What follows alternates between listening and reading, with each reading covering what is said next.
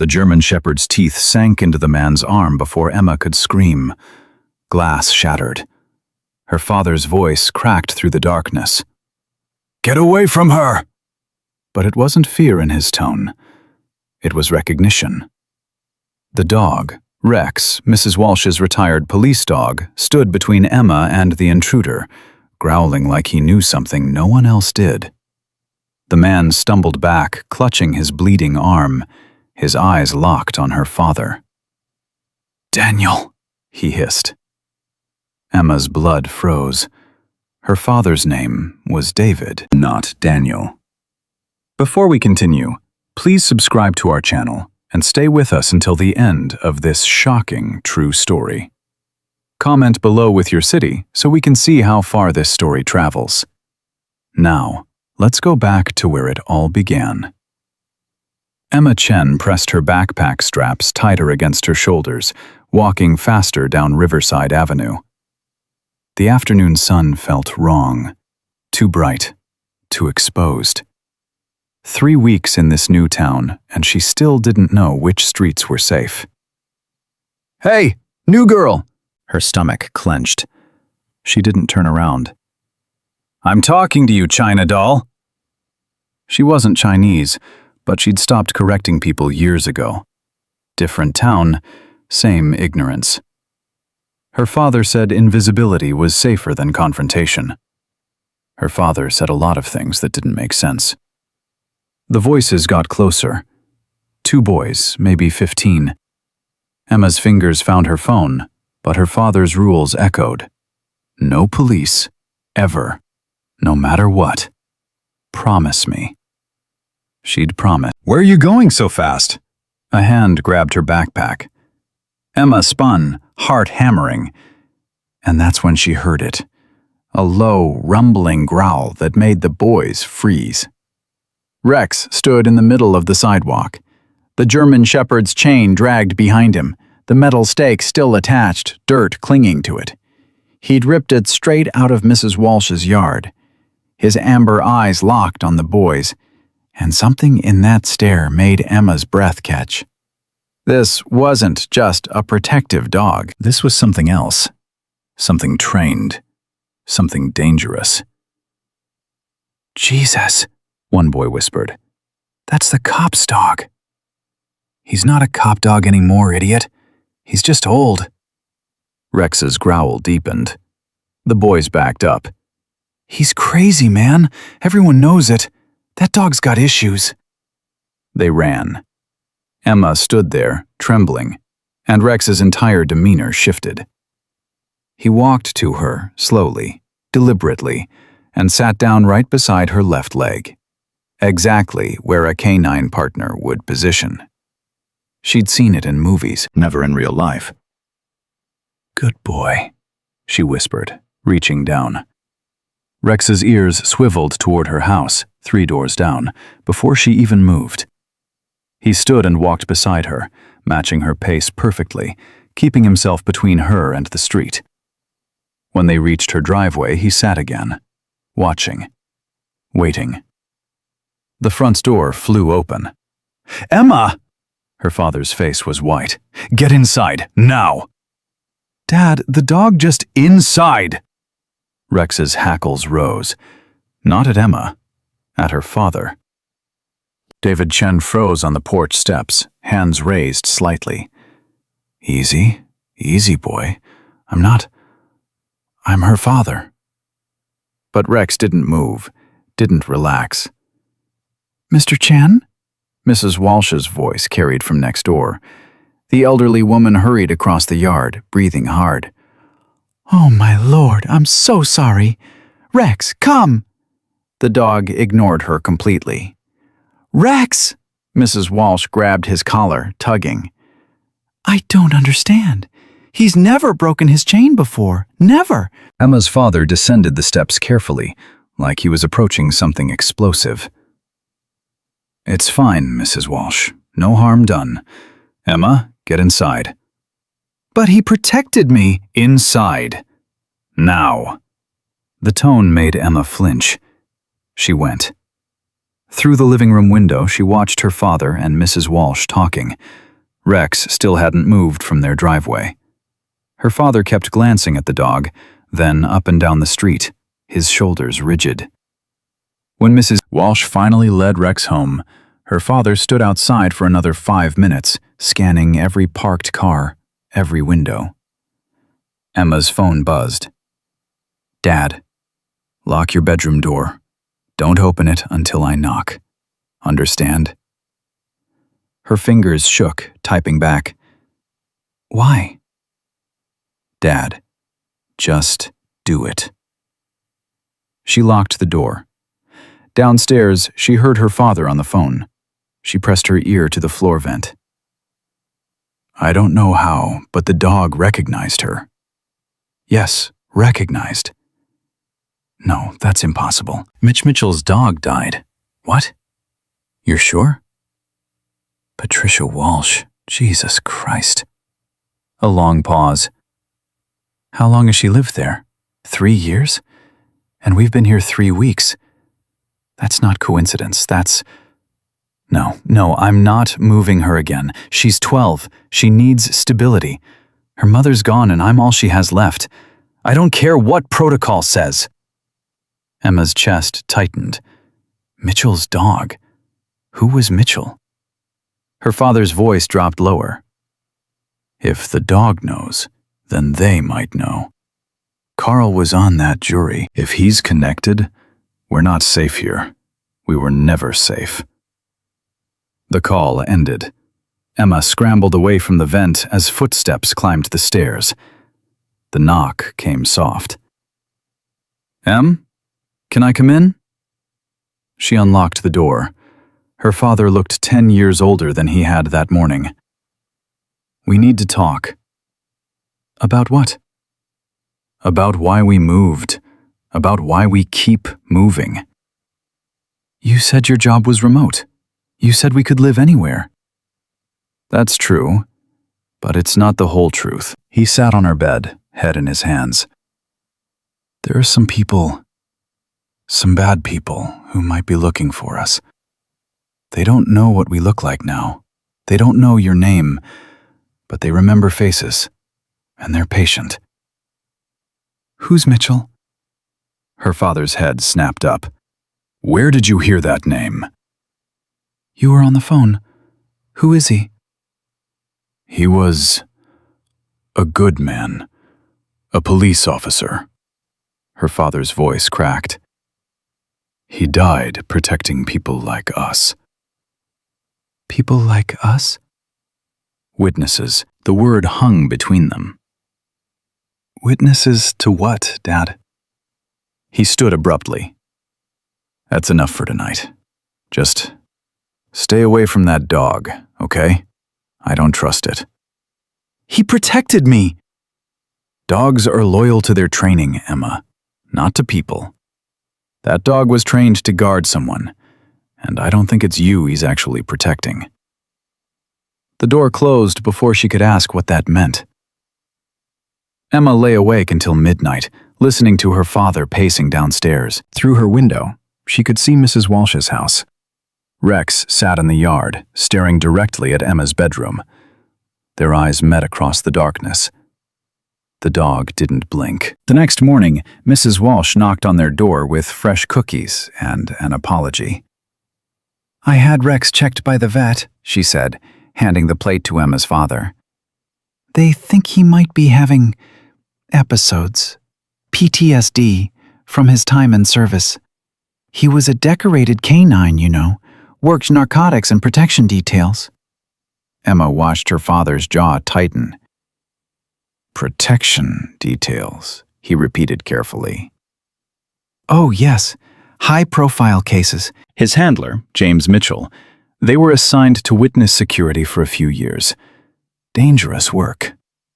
Mrs. Walsh's eyes misted. "James died 3 years ago. Ambush. Rex was with him. The dog's never been the same since." The cookie plate trembled in her father's hands. "I'm so sorry to hear that," he managed. "Anyway, I'm keeping Rex on a reinforced chain now. He won't bother you again."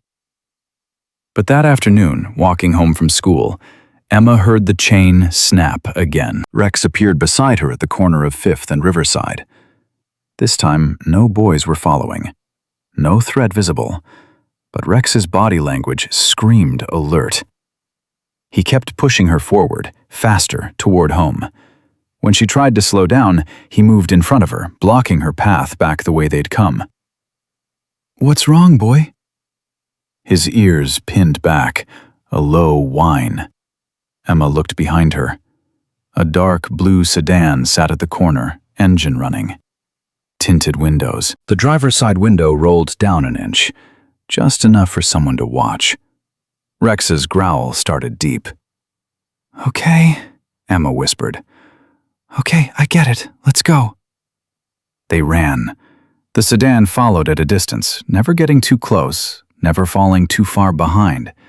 Rex stayed beside her, matching her stride, and Emma realized this wasn't random. This dog knew exactly what he was doing. This was tactical. They burst through her front door. "Emma?" Her father emerged from his office, laptop in hand. He saw Rex. "I told you." "Someone followed me. A blue car. Rex made me run." The laptop crashed to the floor. Her father grabbed her shoulders. "What kind of blue car? 4-door, 2-door?" "4-door. Dark blue. I couldn't see the plates." "Did the driver get out?" "No, but he was watching me." "Dad, you're scaring me." "Mrs. Walsh!" Her father threw open the door, shouting, "Patricia!" The elderly woman appeared, concerned. "What's wrong?" "Your dog. He can stay with Emma when she's outside. Can you do that?" "David, I don't understand. Please. Just for a few days. Please." Mrs. Walsh looked between them, confused, but she nodded slowly. "If you think it's necessary." "I do." "And Patricia?" Her father's voice dropped. "If anyone asks about us, you haven't seen anything unusual. We're just quiet neighbors. Emma's homeschooled. We keep to ourselves. Can you remember that?" "Of course, but—" "Thank you." The door closed. Emma stared at her father. "You're terrifying me right now." "Good. You should be terrified. That blue car? That's why we left Seattle. That's why we left Portland before that. That's why your name isn't the one on your birth certificate anymore." He knelt in front of her. "Your real name is Emily Park. My real name is Daniel Park. Your mother's real name was Sarah Park. And 4 years ago, I watched 11 men torture and kill a teenage boy for stealing from their operation. I testified against them. I put their boss in prison. Emma, couldn't breathe. Mom died in a car accident." "No, baby, she didn't. She died because a brake line was cut. Because Miguel Salazar has people everywhere, and they're patient, and they wait, and they watch, and eventually they find ways to make witnesses disappear that look like accidents." "You're lying." "I wish I was." Her father pulled something from his pocket, a small photo, worn and creased. 2 people smiled at the camera, holding a baby. The man looked like her father, but younger, happier. The woman had Emma's eyes. "This is us. This is who we were before everything changed." Emma's hands shook, taking the photo. "Why are you telling me this now?" "Because that blue car means they're getting close again. And because Rex—" He glanced at the dog standing guard by the door. "Rex was assigned to us during the trial. Him and Officer Mitchell. They lived with us for 6 months, kept us alive long enough to testify. That's why he knows me. That's why he knows you. And that's why I don't trust this. Dogs don't remember people for 3 years, Emma. They don't track them across state lines. They don't break chains twice in 2 days to get to someone they protected years ago." "What are you saying?" Her father's eyes went cold. "I'm saying maybe Rex isn't the only one who knows where we are." A knock at the door made them both jump. Rex's growl filled the room. "Mr. Chen?" A man's voice, unfamiliar. "My name is Detective Marco Santos. I'd like to ask you some questions about a vehicle that was reported following a young girl in this neighborhood. Your neighbor said you might have seen something?" Emma's father stood slowly. His hand drifted to his waistband. When had he started carrying a gun? And pulled his shirt over it. "Emma, go to your room." "Dad." "Go. Lock the door. If you hear anything wrong, you climb out your window and you run to the 7-Eleven on Maple. You call the number I programmed into your phone under Pizza Place. Do you understand?" "What number? We don't have..." "It's labeled Pizza Place. The man who answers will know your name. He'll come get you. Do you understand?" Emma nodded, terrified. "Good girl. Now go." She went, but she didn't lock the door. She crouched by the top of the stairs and listened. Her father opened the door an inch. Rex forced his nose into the gap, still growling. "Can I help you, Detective?" "Mr. Sen? David Chen?" "That's right. I'm investigating a report of suspicious activity in the neighborhood. A blue sedan following a young girl. Your neighbor mentioned you were concerned about it?" "My daughter came home upset. I wanted to make sure she was safe, that's all." "Mind if I come in? Ask her a few questions?" "I'd prefer if you didn't. She's already shaken up." "I understand. Could you step outside then, just for a moment?" Emma's father hesitated. "Of course." He stepped onto the porch. The door closed. Emma couldn't hear the conversation anymore, but through the window she saw them talking. The detective was tall, Hispanic, maybe 40. He wore a badge on his belt. He kept gesturing toward the street, asking questions. Her father answered with his arms crossed, body angled toward the house, protecting the exit. That's when Emma saw it. The detective's phone buzzed. He glanced at it. His expression changed, just a flicker, so brief Emma almost missed it. Recognition. And something else. Confusion. He looked at her father differently after that, like he was solving a puzzle. The conversation ended quickly. The detective handed over a business card, said something, and walked back to his unmarked car. But before he left, he looked up at Emma's window, right at her. She ducked away, heart racing. When her father came back inside, he went straight to his laptop, the one he'd dropped, and started typing furiously. Rex sat beside him, watching every keystroke. "Dad?" "Not now, Emma." "That detective knew something. I saw his face." Her father's fingers froze on the keyboard. "What did you see?" "He got a text or something, and then he looked at you different. Like he recognized you." "That's impossible." "I'm not lying." "I didn't say you were lying. I said it's impossible. No one knows our faces here. No one." But his hands were shaking. Unless...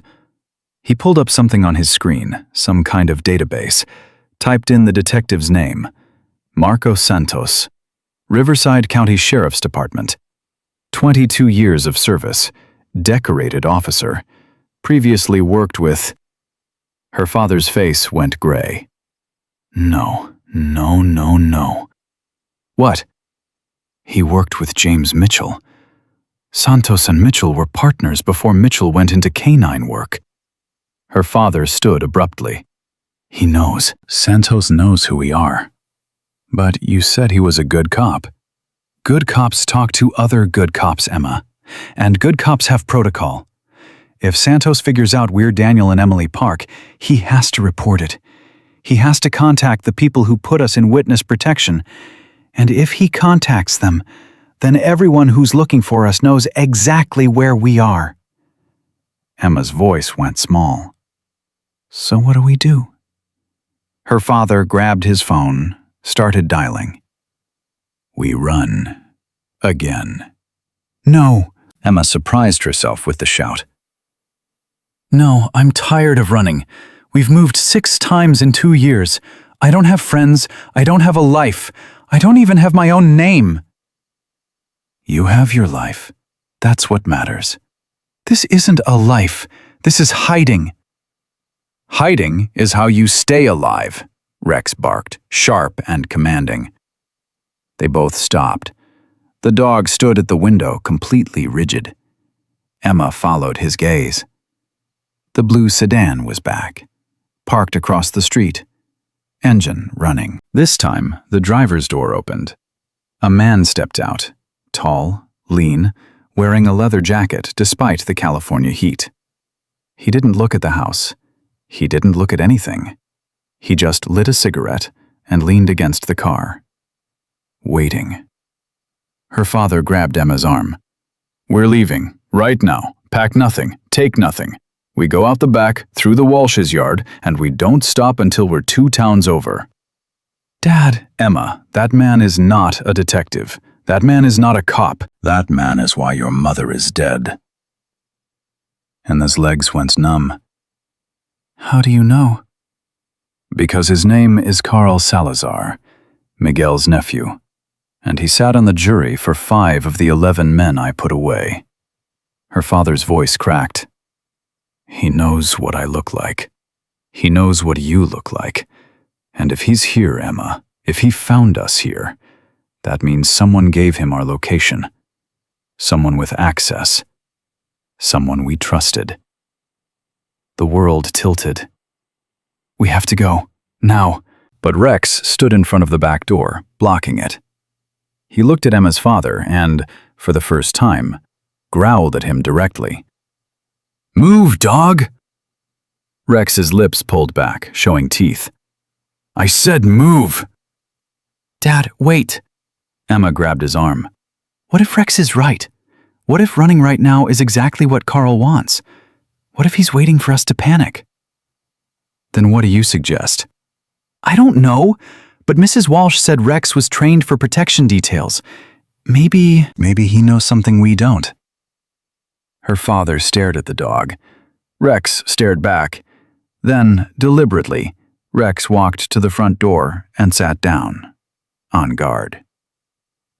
He wants to protect us, Emma whispered. Or he's a dog and we're projecting. But neither of them moved. They stood in the kitchen, frozen, watching Carl smoke his cigarette across the street. He finished it, dropped it, ground it under his heel. Then he smiled directly at their house and got back in his car. He drove away slowly. Emma's father grabbed his phone and dialed that number, the one labeled Pizza Place. It's Daniel Park, he said when someone answered. We've been compromised. Carl Salazar is in Riverside. He knows where we are. A pause. No, we're still at the house. We have a complication. He looked at Rex. James Mitchell's canine is here. The dog survived. He's been living next door. He's been protecting Emily. Emma heard shouting through the phone. I know it sounds insane, her father snapped, but the dog broke his chain twice to guard her. He won't let us leave through the back. He's positioned at the front door like he's on active duty. More shouting. Her father's face went dark red. I don't care what protocol says. That dog saved her life today. Carl was watching, waiting for us to run, and Rex kept us inside. So either you send someone we can trust, or we stay here with the only guard we've got. He hung up, looked at Emma. Someone's coming. An FBI agent. She'll be here in 3 hours. 3 hours is a long time. I know. Rex's ears swiveled toward the window. He growled again. The blue sedan was back. Carl sat in the driver's seat, watching the house. He wasn't hiding anymore. Wasn't pretending. This was a message. I know you're in there, and I'm not leaving. Emma's father checked his gun. Get upstairs. Stay away from windows. What are you going to do? What I should have done years ago. I'm going to end this. Dad, no! Emma, go! But before she could move, Rex bolted past them both, straight through the living room, straight at the front window. He hit the glass at full speed. The window exploded outward in a shower of shards. Rex landed on the front lawn, already charging toward the blue sedan. Carl scrambled out of the car, pulling something from his jacket, a gun. But Rex was faster. The dog hit him like a missile. Emma's father ran outside. Emma ran after him, screaming. Carl went down hard. Rex's jaws locked around his right arm. The gun skittered across the pavement. Neighbors poured out of their houses. Someone was calling 911. Mrs. Walsh screamed from her porch. And then Emma saw it. Carl's left hand reaching for something at his ankle. Another gun. A backup. Dad! But her father saw it too. He tackled Carl from the side, wrestling the second gun away. Rex released Carl's arm and went for his throat. Not to kill, Emma realized, but to pin, to control. The same way K-9s were trained to subdue suspects without lethal force. Sirens wailed in the distance.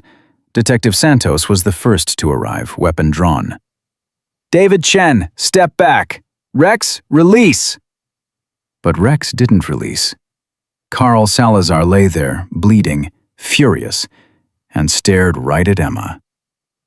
Emily Park, he said, smiling through bloody teeth. Your mother screamed your name before she died. Did your father tell you that? She begged us to leave you alone, begged us to just kill her and let you live. Emma's world shattered. Her father lunged at Carl, but Detective Santos grabbed him. David, or Daniel, I don't know what to call you, but you need to calm down. Right now. More police cars arrived. An ambulance. Mrs. Walsh was crying. Neighbors were filming on their phones.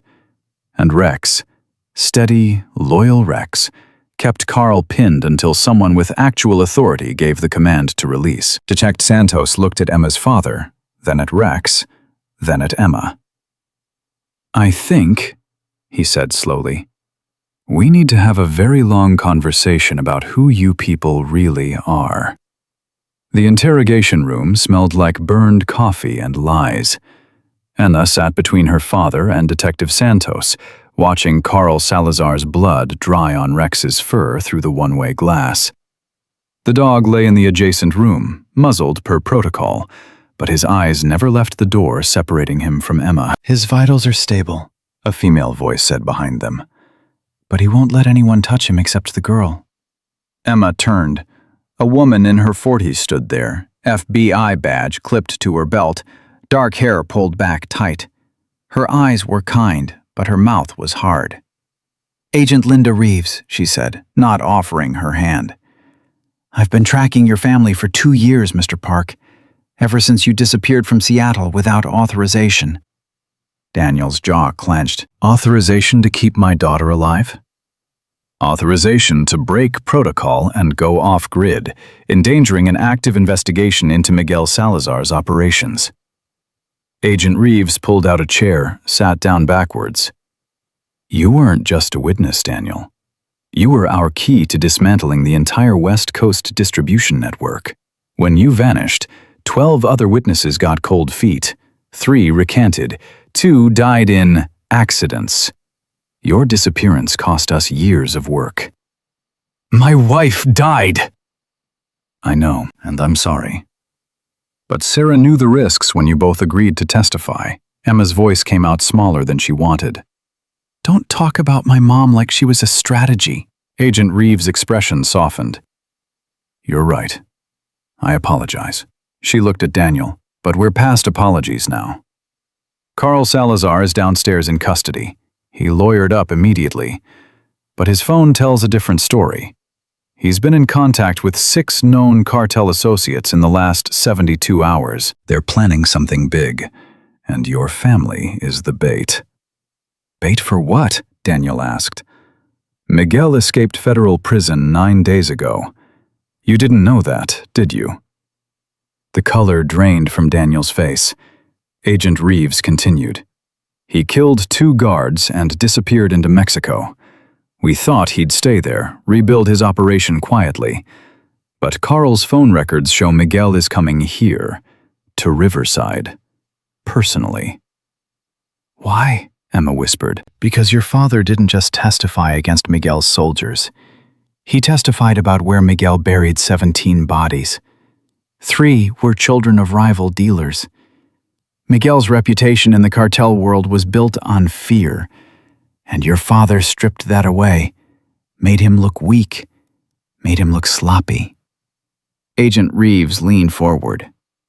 Miguel Salazar doesn't forgive. He doesn't forget. And he doesn't send nephews to finish family business.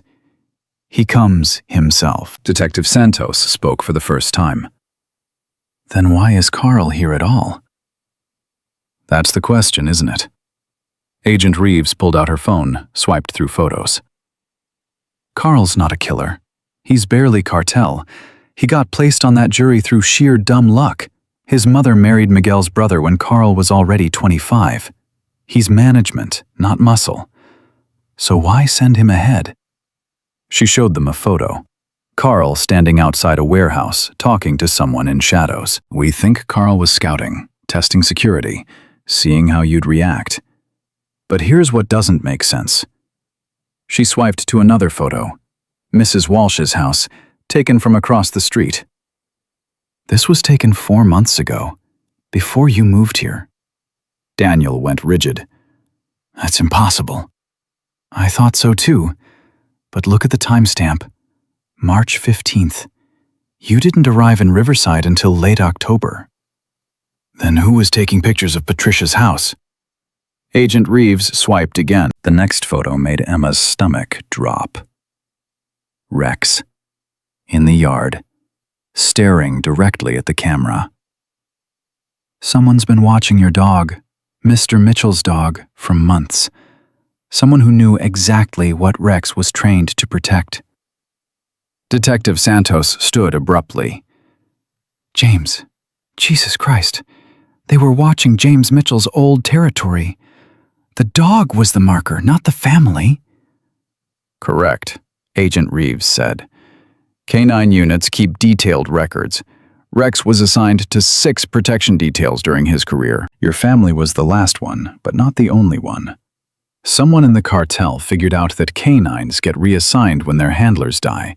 They tracked Rex to Patricia Walsh, James Mitchell's mother. Emma's head snapped up. Mrs. Walsh is Officer Mitchell's mom? Was, Detective Santos said quietly. James was her only son. She took Rex in after the ambush. She couldn't let him go to another handler. He was all she had left of her boy.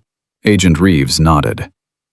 The cartel didn't know which family Rex had protected. They just knew he'd protected someone important.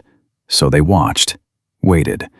And when the Chen family moved in 3 doors down, when Rex broke his chain twice to guard Emma, they knew they'd found you.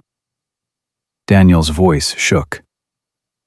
Patricia, does she know about who we are? Not until about 20 minutes ago. I told her myself. Agent Reeves' expression hardened.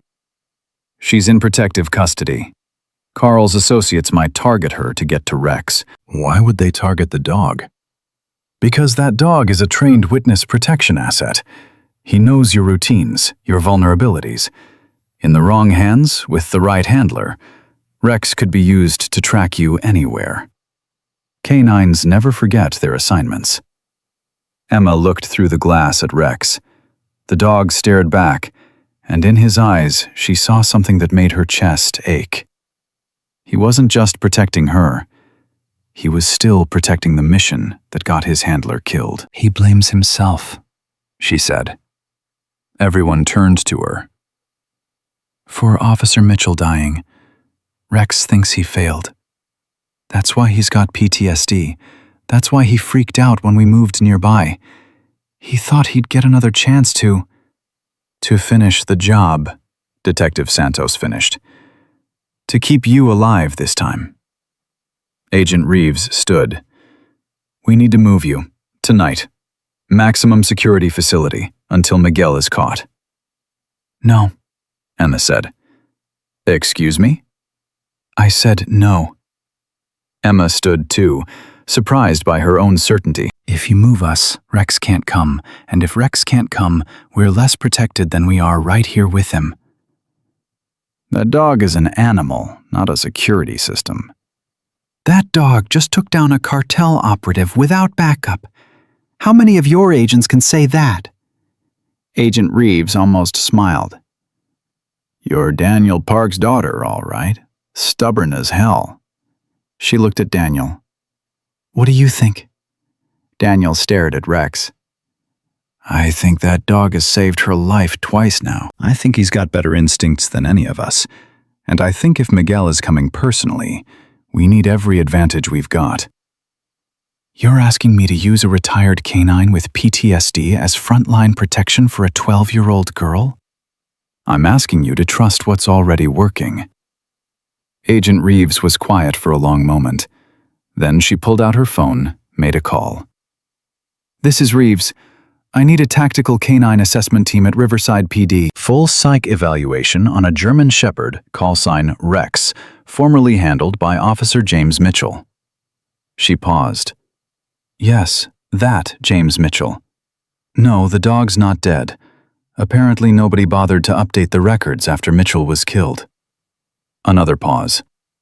I don't care what the paperwork says. The dog is alive, active, and just subdued a hostile with 0 handler commands. Get me that team. Now.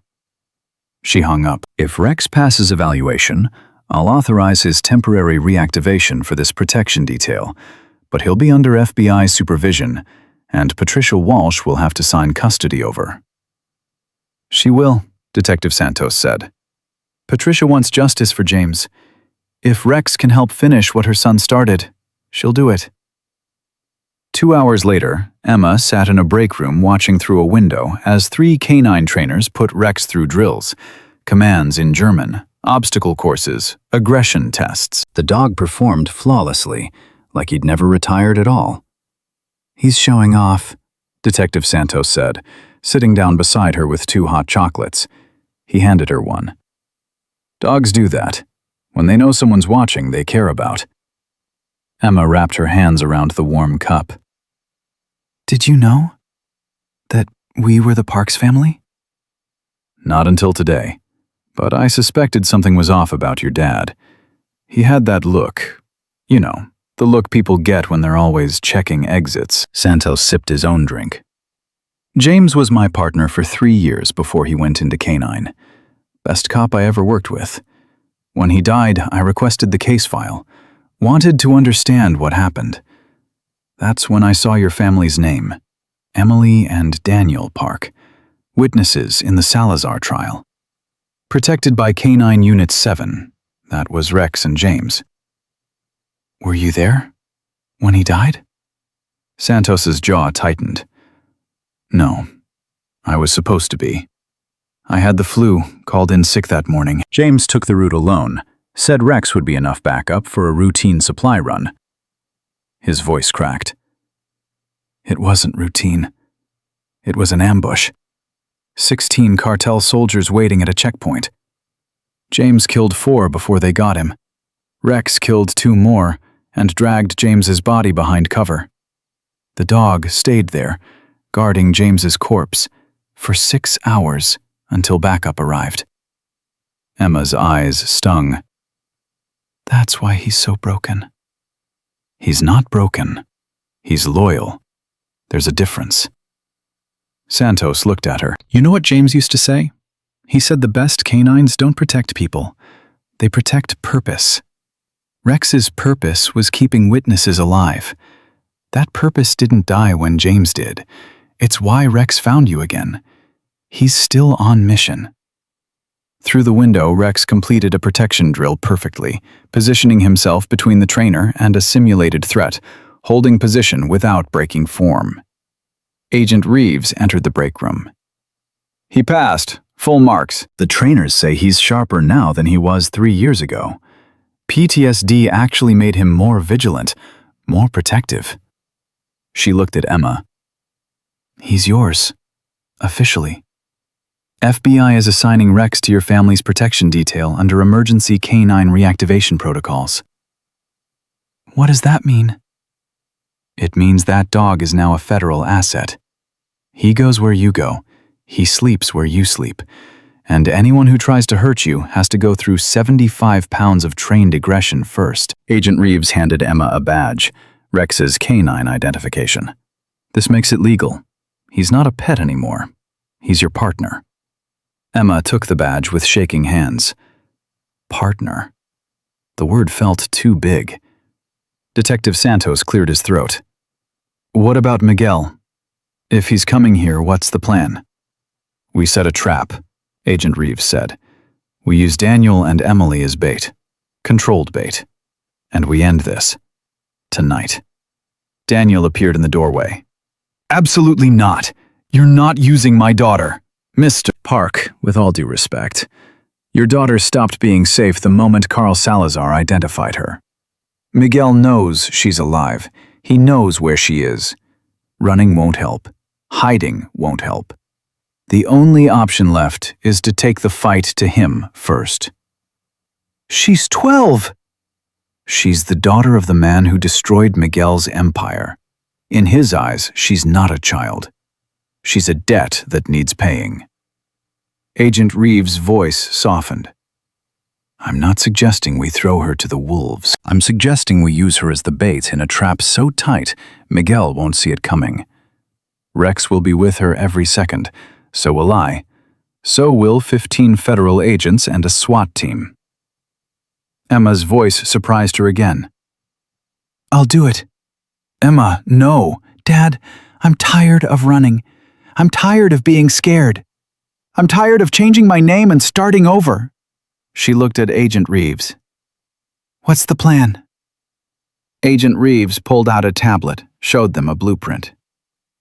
Your house. We fortify it. Cameras everywhere. Agents in every room. Miguel thinks he's coming for an easy target, a scared man and his daughter. Instead, he walks into a kill box. You want him to attack our house? Daniel's voice went cold. I want him to think he's attacking your house.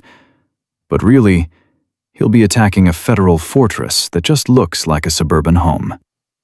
She zoomed in on the blueprint.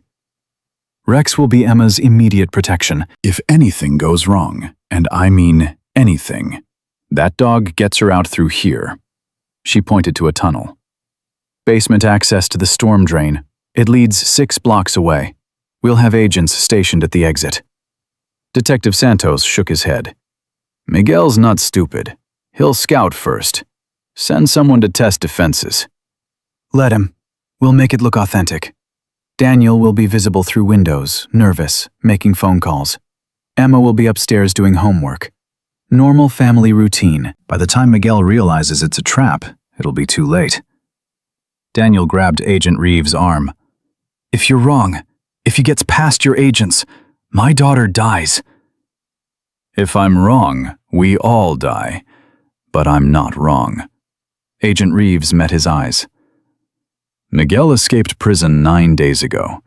He's been moving north ever since. Our intel says he crossed the border yesterday. He's close, Daniel. Maybe hours away. We can either wait for him to choose the time and place, or we can choose it for him. What would you rather bet your daughter's life on? Emma watched her father's face cycle through fear, anger, and finally resignation. How long do we have to prepare? He asked. 4 hours, maybe less. Then we better get started. The next 3 hours were chaos. FBI agents swarmed their house, installing cameras and sensors. Daniel went over the escape routes 20 times with Emma. Rex stayed beside her through all of it, calm and steady, like this was just another day at work. Mrs. Walsh came by, eyes red from crying, and hugged Emma so tight it hurt. You bring my boy's dog back to me, you hear? You bring him home safe. I will, Emma promised. Patricia looked at Rex, touched his head gently. You finish this, baby. You finish what James started. You protect this girl like you protected her before. You do your job. Rex licked her hand once. Patricia left without another word. By sunset, the house looked normal from outside, but felt like a military compound inside. Agents dressed as utility workers positioned themselves in neighboring yards. Snipers took position on rooftops 2 blocks away. Detective Santos stayed in a van across the street, monitoring communications. Agent Reeves stood in the kitchen with Daniel and Emma, checking her weapon. When Miguel comes, and he will come, you do exactly what I say. No hesitation, no debate. Rex will know before we do if something's wrong. Trust the dog. Emma looked at Rex. The German shepherd sat by the back door, ears forward, completely focused, waiting. What if Carl told him about Rex? Emma asked. What if Miguel knows the dog is here? Then he'll bring something to handle the dog. Tranquilizers, maybe. Or worse. Agent Reeves checked her watch. Either way, we're about to find out. The lights went out. All at once, the whole block went dark. That's not a coincidence, Agent Reeves said into her radio. All units, eyes up. This is it. Rex growled low. Not at the darkness, at something outside. Emma heard it then. Engines, multiple vehicles, coming fast. They're here, Daniel whispered. Agent Reeves grabbed Emma's arm. Basement, now! But Rex didn't move toward the basement. He moved to the front door, body rigid. And then he did something Emma had never seen before. He barked. Not a warning bark, not an aggressive bark. A distress bark. The kind canines make when their handler is in immediate danger. Agent Reeves' radio crackled. Contact! Multiple hostiles, south perimeter. Sniper 1 is down. Repeat, Sniper 1! The transmission cut to static. Rex's bark turned to a howl, and Emma realized with horror that the trap wasn't working. Because they weren't the hunters. They were the prey. The explosion came from the north side. Emma felt it before she heard it, a concussive wave that knocked pictures off the walls and shattered the kitchen window. Agent Reeves shoved her to the floor, covering her with her own body, while Rex went ballistic, snarling and snapping at the door. North perimeter breach! Someone screamed through the radio. They're using explosives! Fall back! Fall back! Daniel grabbed Emma's arm, yanking her toward the basement stairs, but Agent Reeves blocked him. No, the tunnel's compromised. If they hit north first, they know about the escape route. Then what do we do? We hold position and wait for backup. Rex's barking stopped. That was worse than the noise. The dog stood completely still, head cocked, listening to something they couldn't hear. Then he bolted, straight through the broken window into the darkness. Rex! Anna screamed, lunging after him, but her father caught her. Let him go. Emma, let him. Gunfire erupted outside, not pistols, automatic weapons. The sound ripped through the night like thunder, and Emma heard men shouting in Spanish. Agent Reeves grabbed her radio. All units. Hostiles have military-grade weapons. I repeat, military-grade. Where the hell is our backup? Static answered her. We're jammed, she said, voice tight. They're jamming our communications. Detective Santos's voice crackled through, barely audible. 6 vehicles. Surrounded.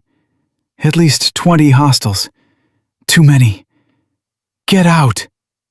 The radio died completely. Emma's father grabbed Agent Reeves' vest. You said 15 agents. You said SWAT. Where are they? I don't know. They should be. She stopped, face going pale.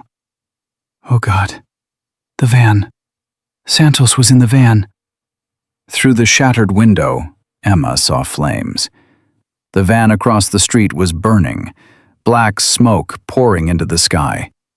Her stomach lurched. Is he? I don't know. Agent Reeves checked her weapon, pulled a second gun from her ankle holster. But we can't stay here. The house is indefensible now. We moved to the Walsh property. It's brick, better cover. And if Rex went there, why would Rex go there? Daniel demanded. Because he's smarter than all of us combined.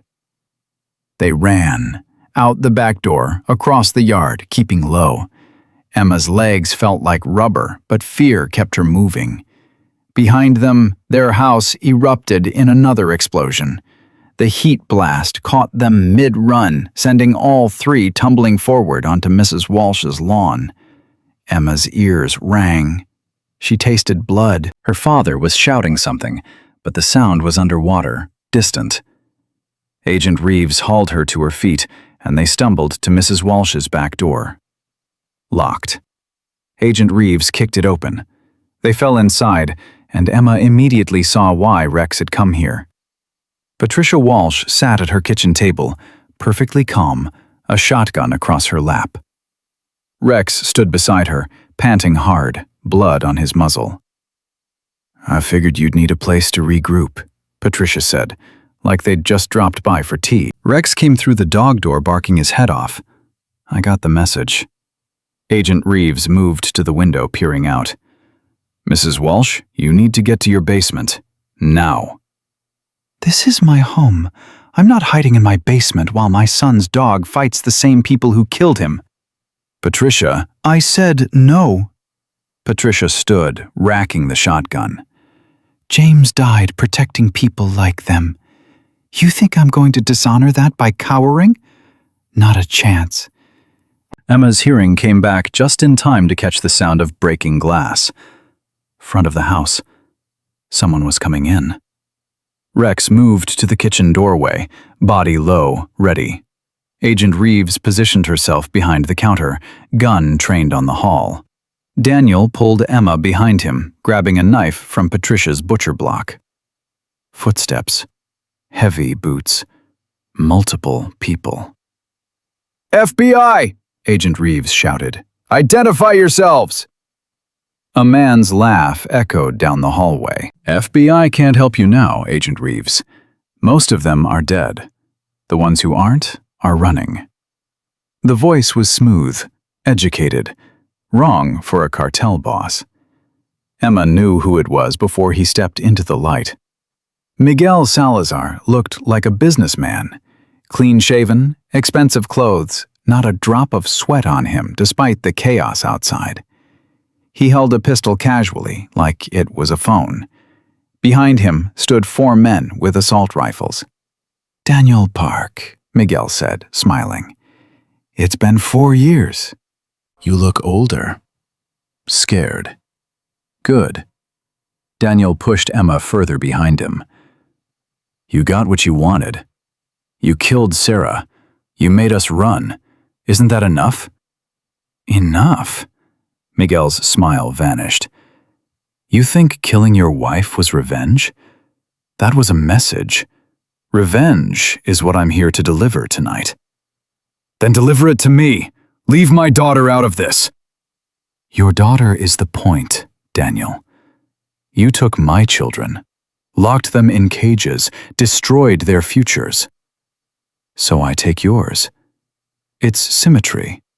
Justice. Those men were killers, traffickers. They deserved prison. They deserved loyalty. Family loyalty. Something you don't understand. Miguel glanced at Emma, and his eyes were empty. How old are you, girl? Emma's voice wouldn't work. Her father answered for her. She's 12. She's a child. I had a nephew who was 13 when your testimony got him 25 years. He hanged himself in his cell last month. Couldn't handle being locked up. Miguel raised his gun, pointing it at Emma. You know what his last words were? He asked why his uncle didn't save him. Agent Reeves fired first. The bullet caught Miguel in the shoulder, spinning him back. His men opened fire immediately, and the kitchen exploded into chaos. Patricia's shotgun roared. Agent Reeves dropped behind the counter. Daniel tackled Emma to the floor, covering her with his body, and Rex launched himself at the nearest gunman. The dog moved like violence itself, tearing into the man's leg, bringing him down, screaming. A second gunman tried to shoot Rex, but Patricia blasted him in the chest. The third gunman swung his rifle toward Patricia, and Emma heard her father make a sound she'd never heard before. Raw, primal rage. Daniel grabbed the butcher knife and went for the gunman's throat. Emma squeezed her eyes shut, but she couldn't block out the sounds. Shouting, gunfire, Rex snarling, something wet hitting the floor. When she opened her eyes, 3 of Miguel's men were down. The 4th was dragging Miguel, bleeding badly now, back toward the hallway. Agent Reeves pursued, firing, but they disappeared into the darkness. Patricia slumped against the wall, blood spreading across her shoulder. "Patricia!" Daniel ran to her, pressing his hands to the wound. "I'm fine," she gasped. "It's just a graze. Check Rex." The dog stood in the middle of the carnage, blood on his fur, panting hard. His left front leg wasn't bearing weight properly. Emma crawled to him, ignoring her father's protest. "Rex, let me see." The dog whined but allowed her to examine his leg. A bullet had grazed him, tearing through fur and skin but missing bone. Emma's hands shook as she pressed her shirt against the wound. "You're okay. You're okay, boy." Agent Reeves returned, reloading her weapon. "They're gone. Pulled back to the vehicles. I count 4 dead here, but Miguel had at least 20 men. We need to move before they regroup." "Move where?" Daniel demanded. "Every safe house is compromised. Every agent in the area is either dead or scattered. We're on our own." Not entirely. Detective Santos's voice came from the broken back door. He limped inside, face covered in soot, arm hanging wrong. "I got out before the van exploded. Called for backup on a burner phone." Highway patrol, sheriffs from 3 counties over, even some off-duty cops who worked with James. "They're coming." "How long?" Agent Reeves asked. 20 minutes, maybe less." "We need to hold for 20 minutes." Patricia struggled to her feet, still gripping her shotgun. "This house has brick walls and clear sight lines. We can defend it." Emma looked around the room.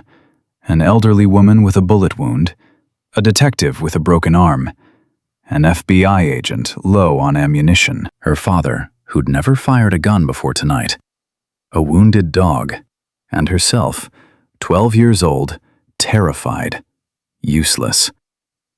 "There's too many of them," she whispered. Rex nudged her hand with his nose. When she looked into his eyes, she saw something she recognized. Determination. Purpose. The same thing she'd seen when he broke his chain to protect her. He wasn't giving up. So neither could she. "What do we do?" Emma asked Agent Reeves. The agent looked at her for a long moment. "You stay in the interior bathroom with Rex. You lock the door. You don't open it for anyone except your father or me. You understand?" "I'm not hiding while everyone else fights." "Yes, you are. Because if we all die and you survive, then this meant something. If you die, then we all failed. So you're going to live, Emma. That's your job tonight. Living." Her father knelt beside her, cupping her face. "Agent Reeves is right. I need you safe. I need to know that no matter what happens out here, you're protected. Can you do that for me?" Emma wanted to argue, wanted to say she could help, could fight. But looking at her father's face, at the desperate love there, she nodded. Okay, I'll go." Rex followed her down the hall to the bathroom. It was small, windowless, tile on all sides. Emma locked the door and sat in the bathtub, Rex pressing against her legs. Through the door she heard them preparing, moving furniture, Barricading windows, Agent Reeves giving quiet orders. Then she heard Patricia say something that made Emma's blood freeze. If Miguel gets past us, there's a gun in the bathroom cabinet, top shelf behind the towels. Emma needs to know it's there. Silence. Then her father's voice, barely controlled. You're not seriously suggesting. I'm suggesting survival, one way or another. Patricia's tone was steel. James taught me that some choices are about dying right, not living easy. Emma looked at Rex. The dog stared at the cabinet Patricia mentioned. No, Emma whispered. I'm not doing that. We're getting out of here. We're both getting out. Rex licked her hand. Once, twice, like a promise. The gunfire started again. Emma flinched with every shot, counting seconds, counting breaths. Rex remained calm, alert but not panicking. His presence kept her from falling apart completely. Then she heard something that didn't make sense. A phone ringing. Her father's phone, the ringtone echoing from the kitchen. The shooting stopped. "Answer it, Daniel!" Miguel's voice, amplified somehow. A megaphone. "Answer your phone, or I start executing your neighbors!" Anna's father must have answered because Miguel continued. "Very good. Now listen carefully. You have something I want. I have something you want. Let's make a trade." "I'm not trading my daughter!" "Not her. The dog." Anna's heart stopped. "You heard me. The dog that killed 3 of my men. The dog that keeps ruining my plans. I want him. You give me the dog. I let everyone else live. You, your daughter, the old woman, everyone. Just hand over the dog." "Go to hell!" I expected you'd say that. But think about it, Daniel. That dog isn't your family. It's an animal, a tool. Is its life really worth more than your daughter's? Emma heard her father's response through the door. "That dog has more honor than you'll ever have. The answer is no." "Then your daughter dies knowing you chose a dog over her." The call ended. Emma sat frozen in the bathtub, Rex's warm body pressed against hers. She knew what she had to do, knew what the right choice was. Everyone was out there risking their lives for her. Her father, Agent Reeves, Patricia, Detective Santos. And Rex had already died once trying to protect witnesses, had spent 3 years broken by that failure. She couldn't let him die for real this time. She couldn't let anyone else die for her. Emma stood, reaching for the door handle. Rex growled, not at her, at the choice she was making. "I have to," she whispered. "I have to end this." The dog moved between her and the door, blocking her path. His eyes said everything. "No, this isn't your sacrifice to make." "Rex, move." He didn't. "Move!" He sat down, resolute. Emma started to cry. "I can't let them die for me. I can't. My mom already died. Officer Mitchell died." "How many people have to die before I'm worth it?" Rex pressed his head against her chest, and Emma wrapped her arms around him, sobbing into his fur. The dog didn't move, didn't budge. He'd made his choice years ago, and he wasn't changing it now. A crash from the kitchen. More gunfire. Someone screamed. Patricia or Agent Reeves, Emma couldn't tell. Then Detective Santos's voice, sharp with pain. "East window! They're coming through the east window!" Emma heard her father shout something, heard furniture breaking. Another explosion, smaller this time. Grenade, maybe. The whole house shook. And then silence. The kind of silence that meant nothing good. Emma held her breath, listening. Footsteps approaching the bathroom. Heavy. Confident. Wrong. Emily Park. Nigel's voice right outside the door. I know you're in there. Your father can't protect you anymore. He's unconscious. Everyone is. It's just you and me now. Rex's growl filled the small bathroom. And the dog, of course. Loyal to the end, isn't he? Just like Officer Mitchell. You know what I did to Mitchell after we shot him?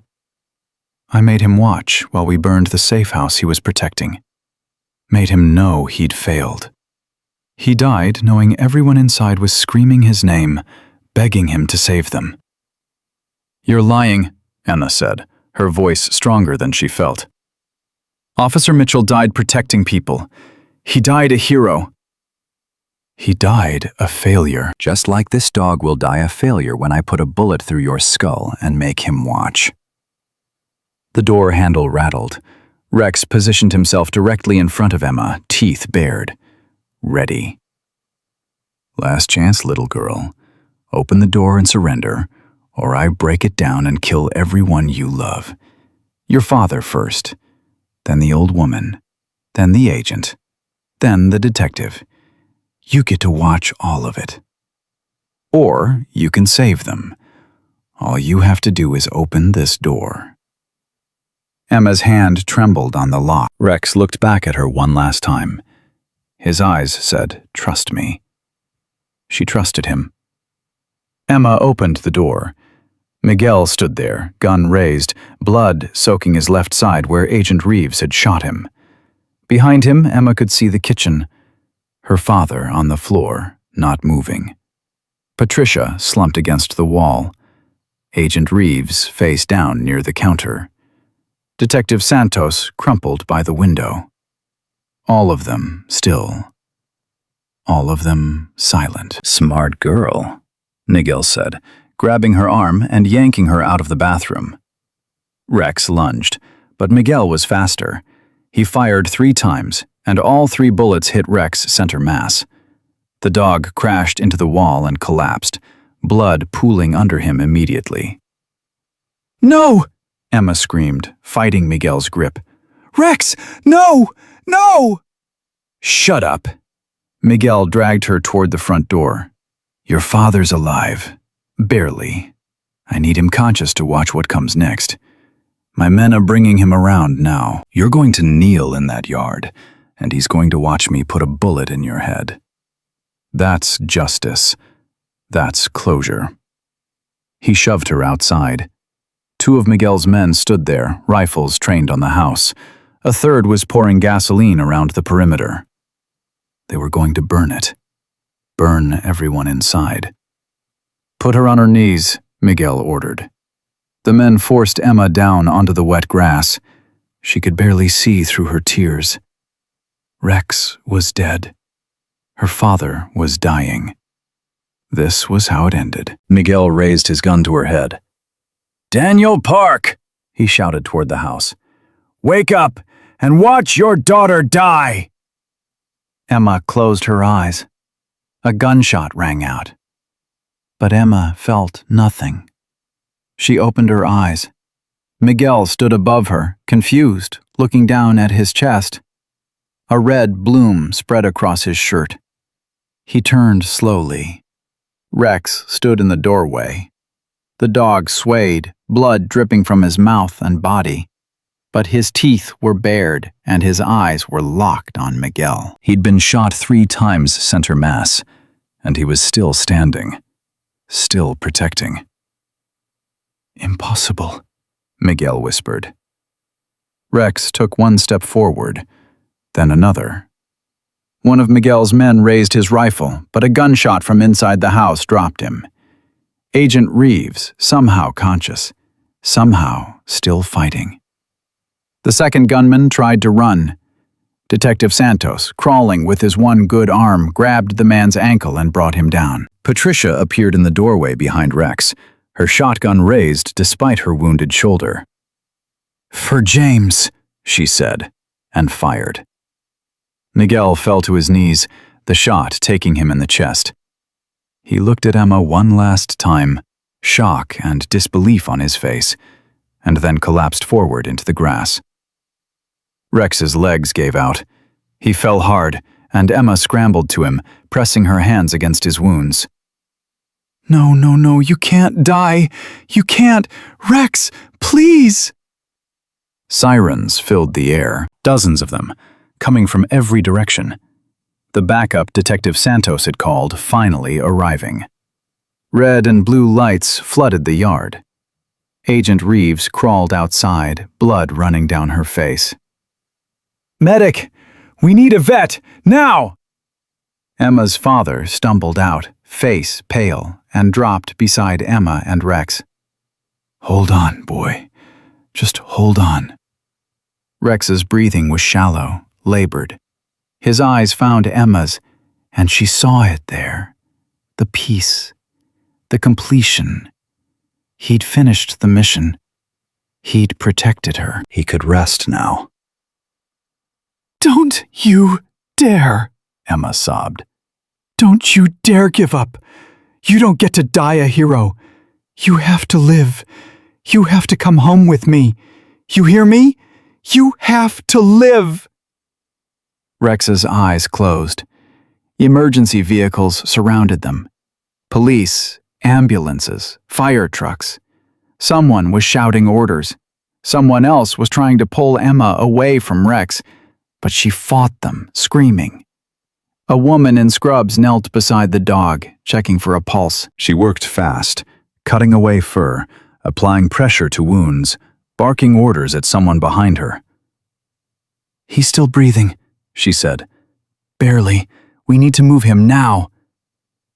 They loaded Rex onto a stretcher. Emma tried to follow, but a paramedic caught her.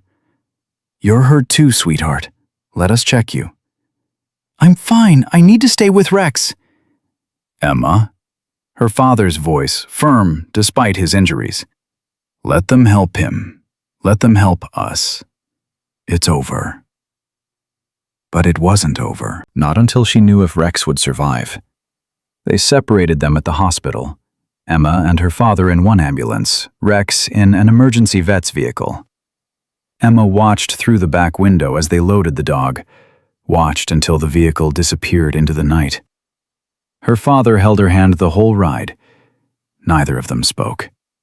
There were no words for what they'd just survived.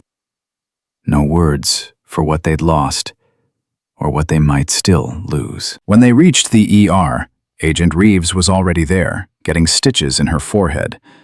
Patricia was in surgery for her shoulder. Detective Santos had 3 broken ribs and a compound fracture in his arm. 23 people died that night. 16 of Miguel's men. 7 federal agents. It was the largest cartel assault on U.S. law enforcement in history. And 1 12-year-old girl and 1 retired police dog had survived it. Emma sat in the waiting room, covered in Rex's blood, her father beside her with his head bandaged. They waited. Hours. No word from the vet. Finally, as dawn broke, a woman in surgical scrubs approached them. Emma stood, her father's hand gripping hers. "Is he?" The vet's face was unreadable. "He made it through surgery. All 3 bullets removed. No major organs hit, but he lost a lot of blood. The next 24 hours are critical." "But he's alive?" Emma's voice cracked. "He's alive? He's alive. He's in recovery now, sedated. But yes, he's alive." Emma collapsed into her father's arms, sobbing. Relief, exhaustion, trauma, all crashing down at once. The vet continued. "I've been practicing veterinary medicine for 30 years, and I've never seen a dog survive what Rex survived tonight. 3 gunshot wounds, and he still managed to walk 20 feet and scare off a gunman. That's not medical. That's sheer will. That dog decided he wasn't dying until you were safe." Emma couldn't stop crying. "Can I see him?" she finally managed. "Not yet. Give him a few hours. But soon, I promise." Agent Reeves appeared, bandaged and limping. "Emma, your father. We need to talk." They followed her to a private room. Agent Reeves closed the door. Miguel Salazar is dead. Carl is in custody. The entire cartel operation is dismantled. 17 of Miguel's top people arrested tonight. 32 more picked up across 3 states. She sat down heavily. It's over. Really over. The threat is gone. Daniel spoke for the first time in hours. What does that mean for us? It means you can go home. Your real home. Your real names. Your real lives. Agent Reeves looked at Emma. You're not witnesses anymore. You're survivors. And you're free. Anna didn't know how to process that. Freedom felt like a foreign language. What about Rex? She asked. Rex is officially retired, again. But this time, he's yours, legally. Patricia Walsh signed custody over to you before she went into surgery. She said her son would have wanted it that way. Emma looked at her father. Can we keep him? Daniel Park, no longer David Chen, pulled his daughter close. Sweetheart, after what that dog did tonight, I'd build him a palace if he asked for one. Of course we can keep him. 4 hours later, they let Emma see Rex. He lay on a surgical table, chest wrapped in bandages, breathing steadily. His eyes were closed, but when Emma touched his head, his tail twitched. Just once. A sign. He knew she was there. Thank you, Emma whispered. Thank you for not giving up. Thank you for protecting me. Thank you for being braver than anyone I've ever known. Rex's breathing stayed steady, peaceful. For the first time in 3 years, the dog wasn't fighting anymore. He'd won. 3 days passed before Rex opened his eyes. Anna had been sitting in the veterinary ICU for 72 hours straight, her father bringing meals she barely touched, Agent Reeves checking in with updates she barely heard. Nothing mattered except the rise and fall of Rex's chest, the beeping monitors confirming he was still alive. When his amber eyes finally focused on her face, Emma broke down completely. Hey, boy, she whispered, touching his head gently. Welcome back. Rex's tail moved. Just an inch. Just enough. The vet, Dr. Sarah Chen, no relation to their fake surname, stood in the doorway, smiling. He's going to make a full recovery. It'll take time, but he's strong. Strongest dog I've ever treated. When can he come home? Another week, maybe 2. We need to watch for infection, make sure the wounds are healing properly. Dr. Chen stepped closer, checking Rex's vitals. But there's something you should know. The scarring will be permanent. He'll always carry the marks of what happened. Some dogs, that kind of trauma changes them, makes them aggressive or fearful. We won't know how it's affected him until he's healed. Emma looked at Rex. The dog stared back, and she saw the same steady determination she'd seen before. He wasn't broken. He was still Rex. He'll be fine, Emma said with certainty. Dr. Chen nodded.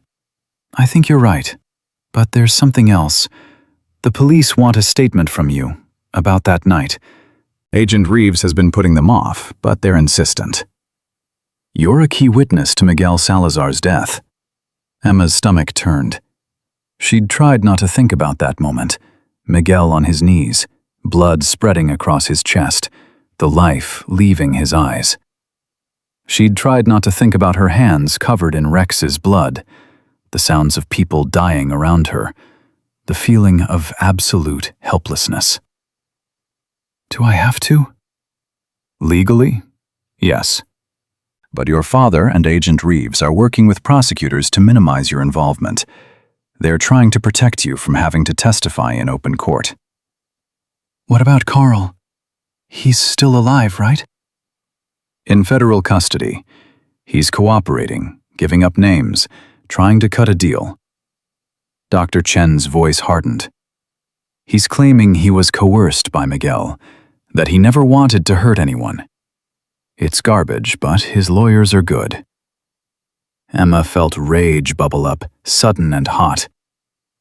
He followed me. He terrorized my family. He helped murder 7 federal agents. I know, and he'll pay for it. But the justice system moves slowly, and sometimes monsters get to tell their side of the story too. Dr. Chen checked her watch.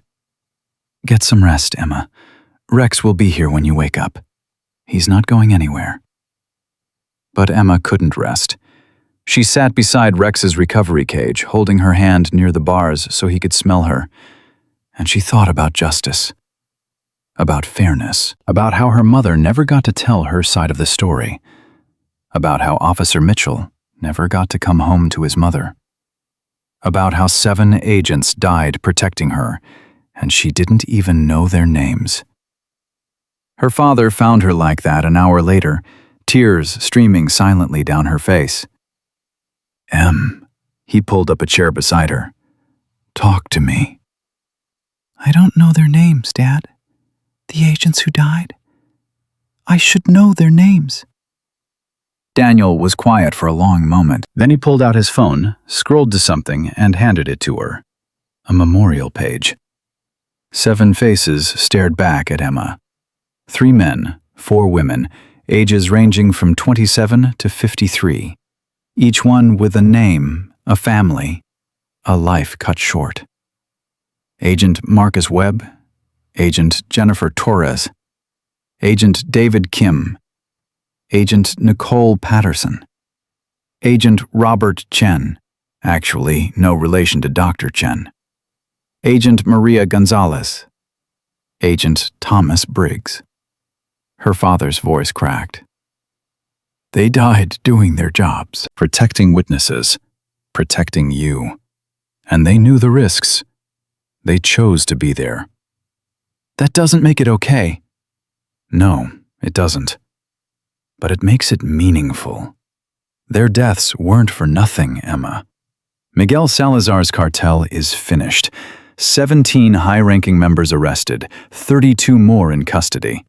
They dismantled an organization that's been trafficking drugs, weapons, and people for 20 years. That's because of those agents. That's because of you and Rex surviving. Emma looked at the faces on the screen. Agent Torres was smiling in her photo, standing beside a canine that looked like Rex. Agent Webb wore his dress uniform, medals across his chest. Agent Kim had kind eyes that reminded Emma of her father. I want to go to their funerals, Emma said. Emma, I want to go. I need to go. They died for me. The least I can do is say goodbye. Her father nodded slowly. Okay, we'll go. Together. Agent Reeves appeared in the ICU doorway, face grim. Emma knew immediately something was wrong. What happened? Daniel stood, moving to block Emma instinctively. Carl Salazar escaped custody 20 minutes ago, during transport to federal court. The world tilted. That's impossible, Daniel said. Federal transport is locked down. Multiple agents, armored vehicles. Inside help, we think someone in the marshal's office was paid off. Carl's gone, and we don't know where. Agent Reeves looked at Emma. I've already arranged protection. Agents are on their way here now. You're not safe until we find him. Emma stood on shaking legs. He's coming for me. We don't know that. Yes, we do. He watched his uncle die because of us. He's going to finish what Miguel started. Not if I find him first. Agent Reeves' jaw set. We have every law enforcement agency in the state looking for him. He won't get far. But Emma knew better. Carl had gotten this far. He'd found them in Seattle, in Portland, in 6 different cities over 2 years. He was patient, smart, connected, and now he was free, with nothing left to lose. Rex stirred in his cage, whining softly. Emma moved to him, and the dog's eyes locked on hers. He knew. Somehow, he knew they were in danger again. How long until Rex can leave? Emma asked Dr. Chen. At least a week. His sutures aren't healed. If he moves too much, he could tear them open, start bleeding internally. It would kill him. Then we bring the protection here, to Rex. Emma looked at Agent Reeves. Carl knows we won't leave without him. If he's smart, he'll come here, to the one place we have to be. Agent Reeves pulled out her phone, already dialing. I'm locking down the veterinary hospital. Full perimeter. No one in or out without clearance. 2 hours later, the animal hospital looked like a military fortress. Federal agents in the parking lot, police cruisers at every entrance, snipers on the roof of the adjacent building. Emma sat in the ICU with her father, Agent Reeves, and Detective Santos, who'd checked himself out of the hospital against doctor's orders, his arm in a cast and his ribs wrapped. "This is insane," Santos said, wincing as he sat down. "We're carting a dog." "We're protecting a witness and using necessary assets to do it," Agent Reeves corrected. "That dog is part of this family. Where he goes, they go." Patricia Walsh arrived an hour later, her arm in a sling but her eyes fierce. "I heard Carl escaped. I'm not leaving Emma alone, not after what Rex did for her." "Mrs. Walsh, you should be recovering. James died protecting witnesses. I'm not dishonoring his memory by hiding while this girl faces danger again." Patricia pulled a small revolver from her purse. "And I'm armed this time. Legally." Agent Reeves looked like she wanted to argue, but she just nodded. "Fine, but you follow my orders. All of you. If something happens, you get Emma and Rex to the safe room in the basement. You don't engage. You don't play hero. You survive. Understood?" Everyone nodded. They waited. Hours crawled by. Emma tried to sleep but couldn't. Every sound made her jump. Every footstep in the hallway sent her heart racing. Rex remained sedated but restless, like even unconscious he sensed something was wrong. At 2 a.m, the power went out. Emergency lights kicked on immediately, bathing everything in eerie red. Agent Reeves grabbed her radio. "Status report. All units check in." Static answered her. Then, screaming. "North entrance! Multiple hostiles! They have—" Gunfire cut off the transmission. "Basement, now!" Agent Reeves shoved Emma toward the door, but Emma ran to Rex's cage instead. "I'm not leaving him!" "Emma, he can't move. The sutures. Then we carry him!" Daniel grabbed one end of the recovery cage. Santos grabbed the other, despite his broken ribs, and they lifted. Rex's eyes shot open, confused and frightened, but he didn't struggle. He understood they were trying to help. They ran. Down the hallway, following Agent Reeves and Patricia toward the emergency stairs. Behind them, Emma heard explosions. More gunfire, men shouting in Spanish. Carl had brought backup. Reinforcements from what was left of Miguel's operation. They reached the basement, and Agent Reeves locked the heavy steel door behind them. This room was designed as a shelter for natural disasters, reinforced walls, independent air supply, emergency provisions. It would hold. For a while. They set Rex's cage down gently. The dog was panting hard, eyes wild, clearly in pain from the movement. Blood seeped through his bandages. "He's bleeding again," Emma said, panicking. "Doctor." Sen appeared from a corner of the basement. She'd been hiding here already, along with 3 other staff members. "Let me see." She examined Rex quickly. "The suture's held. This is just surface bleeding. He'll be okay." Above them, the fighting intensified. It sounded like a war zone. Detective Santos checked his weapon, a pistol he'd borrowed from one of the agents. "How many rounds you got, Linda?" Agent Reeves ejected her magazine, counted. 12. You?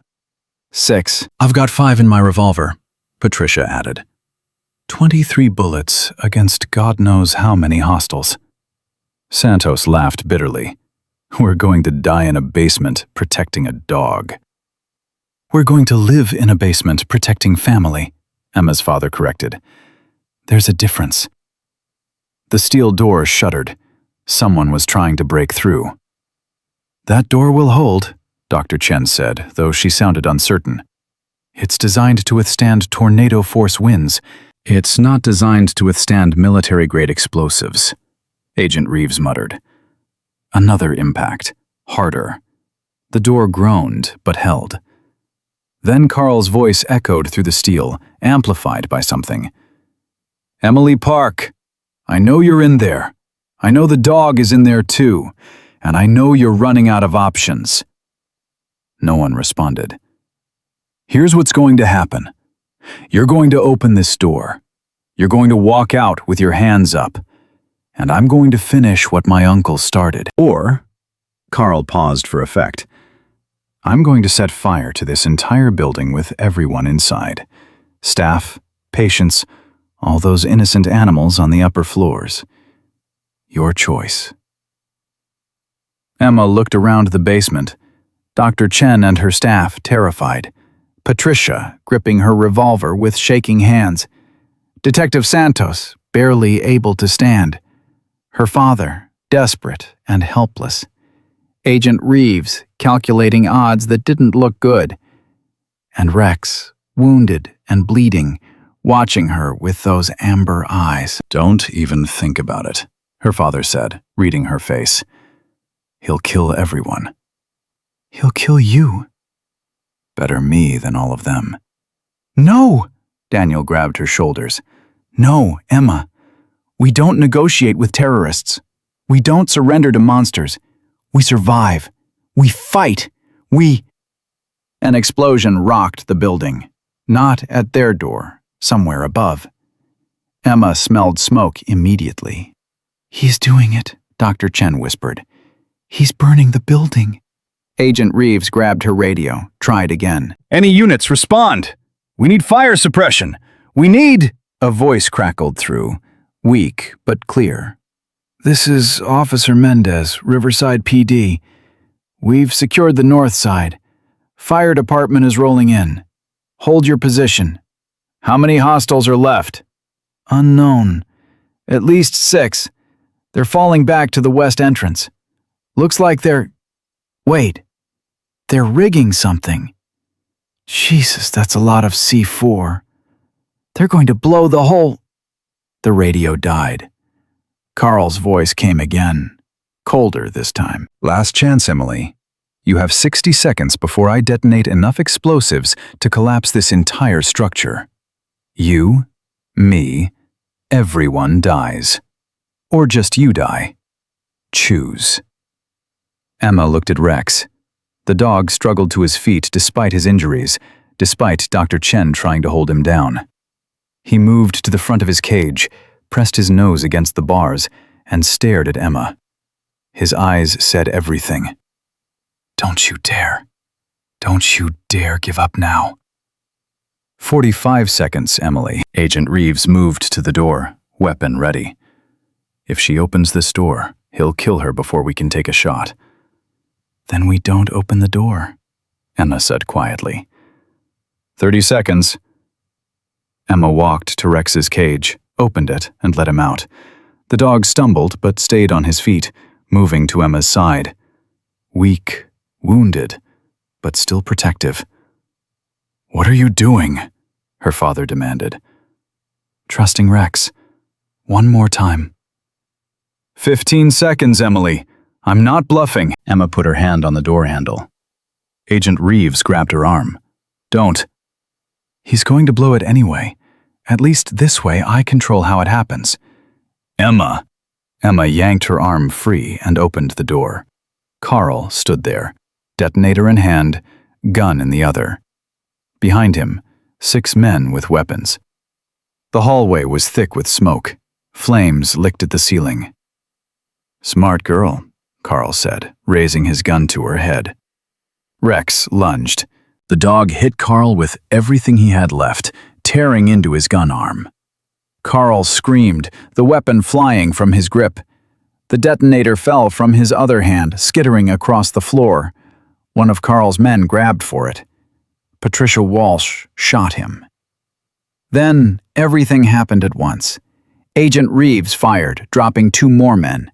Detective Santos took out another despite his injuries. Daniel tackled a 5th man, wrestling him to the ground.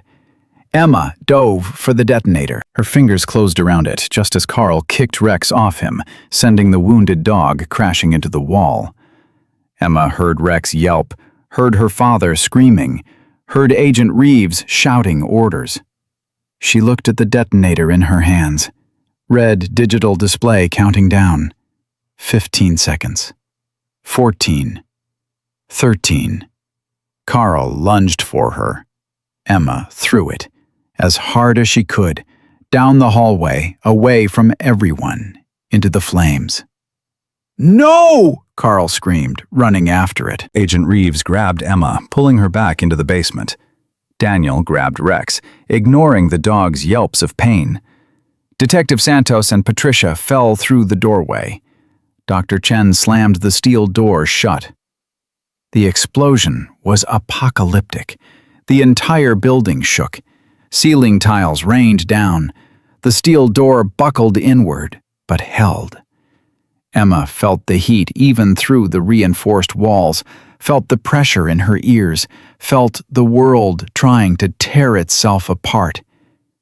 Then, silence. Complete, absolute silence. Emma's ears rang. She couldn't hear anything except a high-pitched whine. She opened her eyes, when had she closed them, and saw her father above her, his mouth moving, saying something she couldn't hear.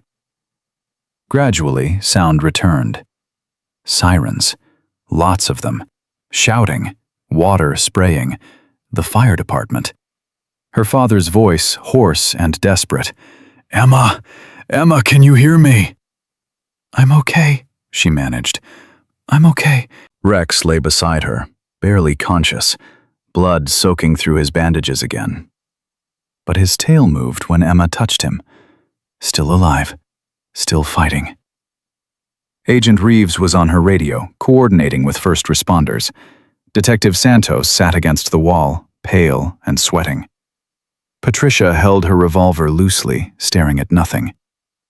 Dr. Chen checked everyone over quickly. "We're all alive. Injured, traumatized, but alive." "Carl?" Emma asked. Agent Reeves' face was grim. "They're pulling bodies from the west corridor now. No survivors. Carl was at the center of the blast. There's not much left to identify." Emma should have felt relief, victory, something. She felt nothing but exhaustion. Firefighters broke through the basement door 20 minutes later. Paramedics swarmed in, checking vitals, applying bandages. They tried to sedate Rex for transport, but the dog wouldn't let anyone except Emma and Dr. Chen touch him. "It's okay, boy," Emma whispered. "It's over. It's really over this time." Rex's eyes closed, finally allowing himself to rest. They were carried out of the building on stretchers. Emma insisted on staying with Rex, so they put them in the same ambulance. Through the back window, she saw the veterinary hospital, or what was left of it. The west wing was gone, collapsed into rubble. Flames still burned despite the firefighters' efforts. 23 animals died in the fire. Cats, dogs, even a parrot. Emma learned their names later, memorized them like she'd memorized the agents' names. They mattered. They all mattered. But 67 animals survived because Dr. Chen and her staff had evacuated them before the fighting started. Because Agent Reeves had warned them in time. Because good people did their jobs and saved lives. At the hospital, the human hospital this time, Emma and Rex were treated side by side. The doctors wanted to separate them, but Emma refused. Agent Reeves backed her up. "That dog just saved her life for the 4th time. If she wants him nearby, he stays nearby." No one argued with Agent Reeves anymore. Emma's father sat between them, holding Emma's hand and petting Rex's head. He looked 10 years older than he had a week ago. It's over, right? Emma asked. Tell me it's really over? Miguel is dead. Carl is dead. The cartel is dismantled. There's no one left to come after us. Daniel's voice shook. It's over, Em. We're safe. We're finally safe. Emma wanted to believe him, wanted to close her eyes and trust that the nightmare was finished. But Rex whined softly, and when Emma looked at him, the dog's eyes were on the door, alert, watchful, still guarding. Because Rex knew something humans forgot. Safety was temporary. Danger was patient. And the only thing standing between the ones you love and the darkness was vigilance. Rex would rest. He would heal. But he would never stop protecting. That was his purpose. That was who he was. And Emma realized, lying there beside him, that she'd learned that same lesson. You don't protect people because it's easy. You protect them because it's right. Because they're worth it. Because love demands it. Her mother knew that. Officer Mitchell knew that. The 7 agents knew that. And now Emma knew it too. Rex's tail thumped once against the hospital bed. Message received. 6 weeks later, Emma stood in front of Washington Middle School, wearing her real name for the first time in 4 years. Emily Park. Not Emma Chen, not any of the other aliases she'd memorized and discarded. Her actual name, the one her mother had given her. It felt strange, like wearing clothes that used to fit but didn't quite anymore. Her father, Daniel Park, his driver's license now read, squeezed her shoulder. You don't have to do this today. You can wait another week, another month, however long you need. I need to do this now, before I lose my nerve. Rex sat beside her, a service dog vest across his scarred chest. The vest was technically unnecessary. He was a retired federal canine. He had clearance to go anywhere. But it made other people more comfortable, made them less likely to ask questions about why a 12-year-old girl needed a 70-pound German Shepherd with bullet wound scars at middle school. The principal, Mrs. Rodriguez, met them at the entrance. She'd been briefed by the FBI, knew enough of the story to understand without knowing the details. Her eyes softened when she saw Rex. He's welcome here, Emily. Anytime, anywhere. We've already informed all the teachers and staff. She crouched down, letting Rex sniff her hand. Thank you for your service, Rex. The dog's tail wagged once. Polite, but reserved. We've set up a schedule that allows Rex to accompany Emily to all her classes. He'll have a bed in each classroom, and we've designated a quiet space if either of them needs a break. Mrs. Rodriguez stood, looking at Daniel. We're going to take care of your daughter, Mr. Park. She's safe here. Safe. Emma was learning that word had layers. Physical safety was one thing. Emotional safety was something else entirely. They walked through the hallway, Rex at Emma's left side in perfect heel position. Students stared. Of course they stared. New girl with a police dog, both of them looking like they'd been through a war. Because they had. Emma's first class was English. The teacher, Mr. Warren, smiled warmly when she entered. Class, this is Emily Park and her service dog, Rex. Please give them space and respect. Rex is working, which means no petting, no distracting, no feeding. Understood? 28 heads nodded. Emma took a seat in the back corner, old habits from years of being invisible, and Rex settled beside her desk. She felt everyone's eyes on her, heard whispers that weren't quite quiet enough. That's the girl from the news. The cartel thing. I heard 20 people died. She looks normal, though.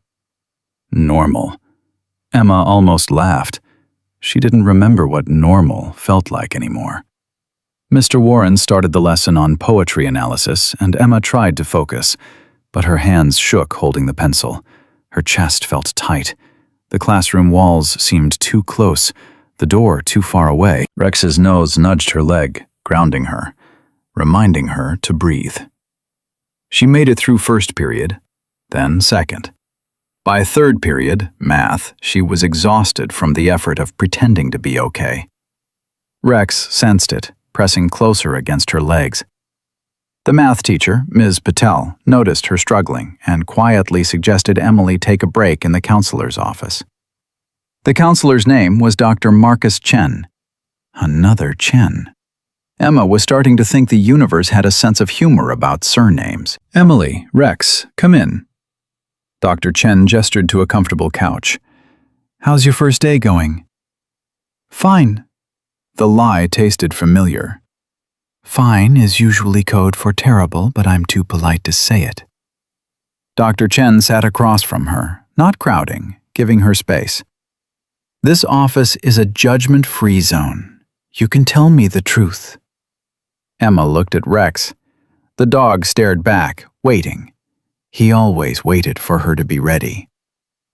"Everyone knows," Emma said finally. "About what happened?"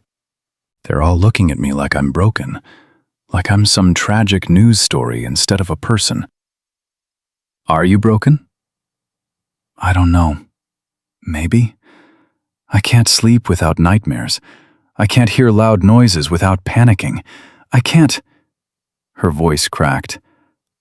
I can't even go to school without bringing a trained attack dog because I'm so afraid someone's going to try to kill me.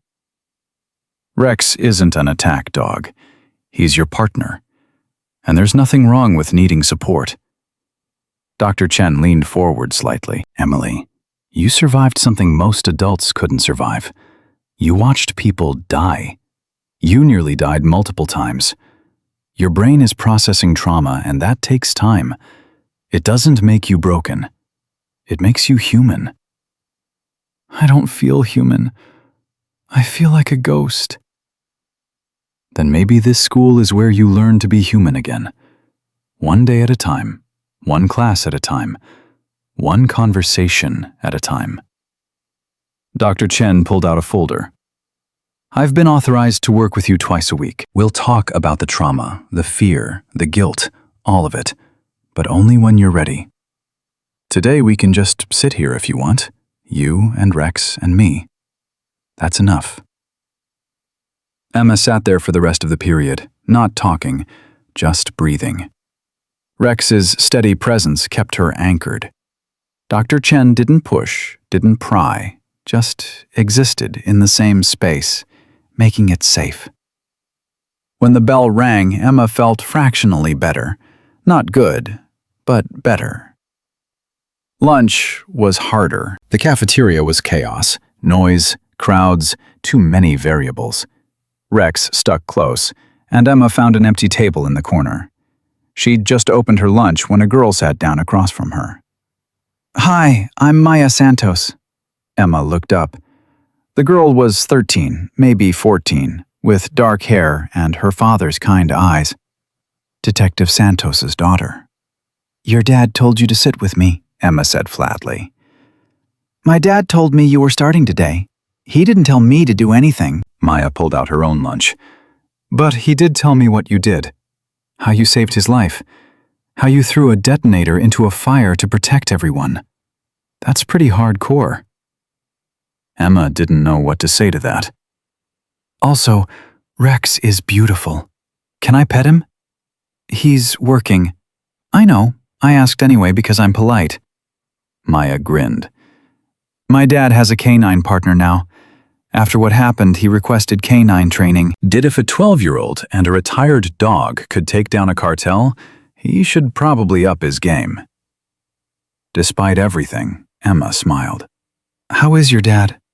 "Milking the broken ribs for all they're worth. My mom is ready to kill him." Maya's expression grew serious. "He has nightmares too. About that night. Wakes up thinking he's back in that burning building." "Does it get better?" "He says some days are easier than others. He sees a therapist, takes medication." Jobs to other cops who've been through stuff. Maya picked at her sandwich. My mom says trauma isn't something you cure. It's something you carry. But you don't have to carry it alone. Emma looked around the cafeteria. All these kids with normal problems. Homework stress, friendship drama, acne. She'd give anything to have those problems instead of PTSD and survivor's guilt. You don't have to be friends with me because your dad feels guilty, Emma said. I don't have to be friends with you at all. I want to be. Because you're interesting, and you have a cool dog, and honestly, most people here are boring. Maya pulled out her phone. Want to see pictures of my dad's new canine partner? Her name is Luna. She's a Belgian Malinois. Total psycho, but in a good way. They spent lunch looking at dog pictures. It was the most normal Emma had felt in months. Over the next 3 weeks, Emily Park slowly stopped being the girl from the news and started being just Emily. She joined Maya's friend group, 4 girls who accepted her without questions. She started participating in class. She even tried out for the school play, though she didn't get a part. Rex was always there, a constant shadow, keeping her safe. But the nightmares didn't stop. Emma woke up screaming at least 4 times a week, reliving different moments. Sometimes it was Miguel pointing a gun at her head. Sometimes it was Rex getting shot, bleeding out while she couldn't help. Sometimes it was her mother's accident, the one that wasn't an accident, seeing it play out in horrible detail her imagination created. Her father would rush in, hold her until the shaking stopped.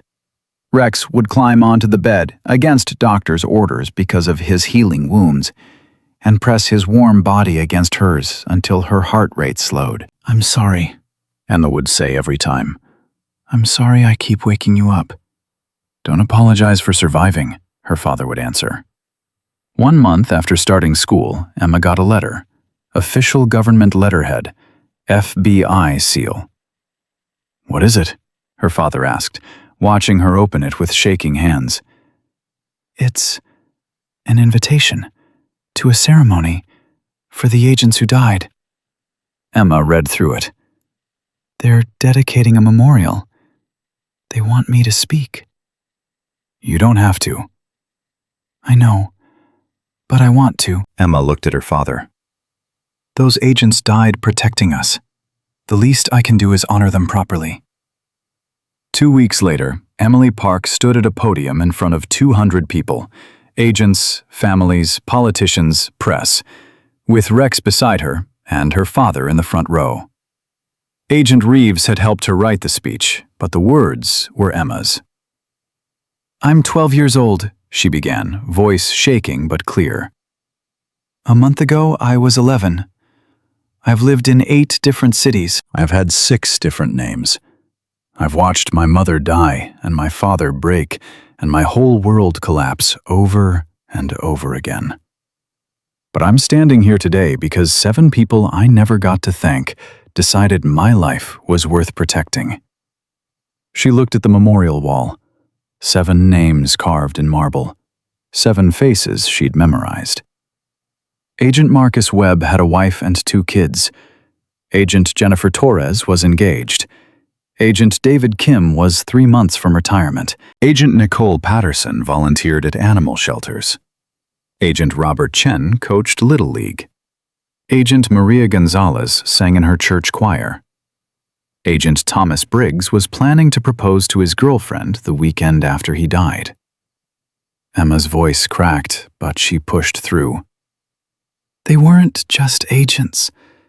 They were people with lives and families and futures. And they gave all of that up to protect a girl they'd never met and a retired police dog who refused to quit. That's not just duty. That's heroism. That's sacrifice.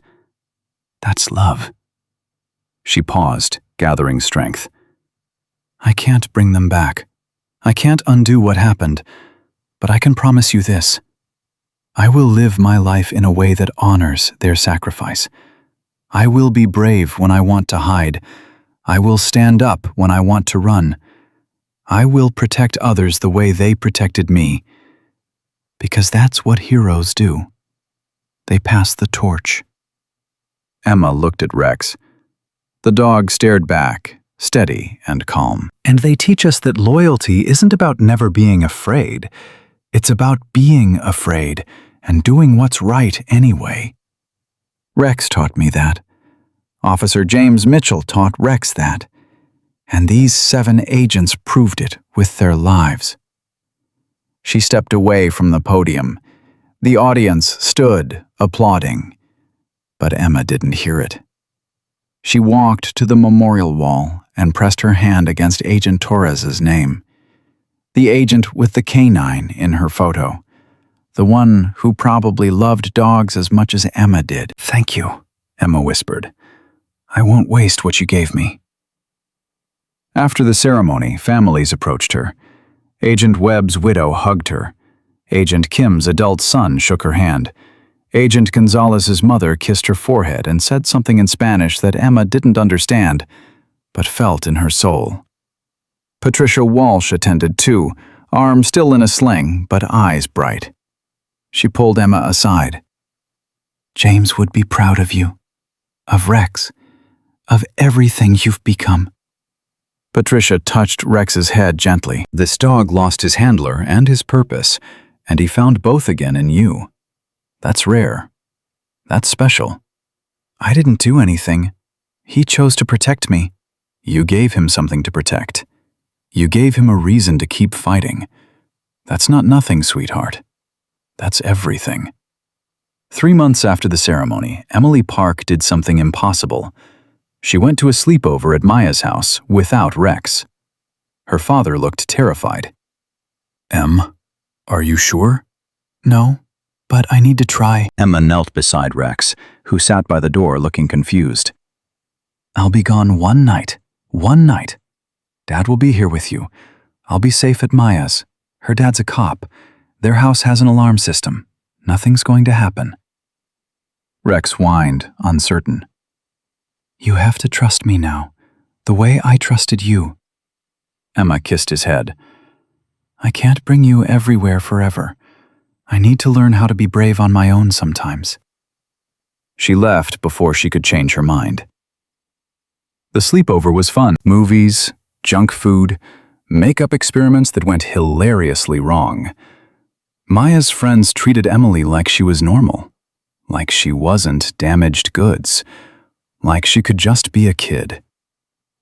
But at midnight, lying in a sleeping bag in Maya's living room, Emily had a panic attack. Couldn't breathe, couldn't think.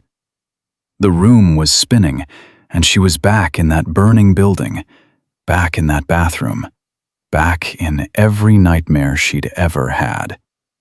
Maya's father heard her gasping and came running. He didn't ask questions, just sat beside her, talking her through breathing exercises, grounding techniques, the same things Rex did instinctively.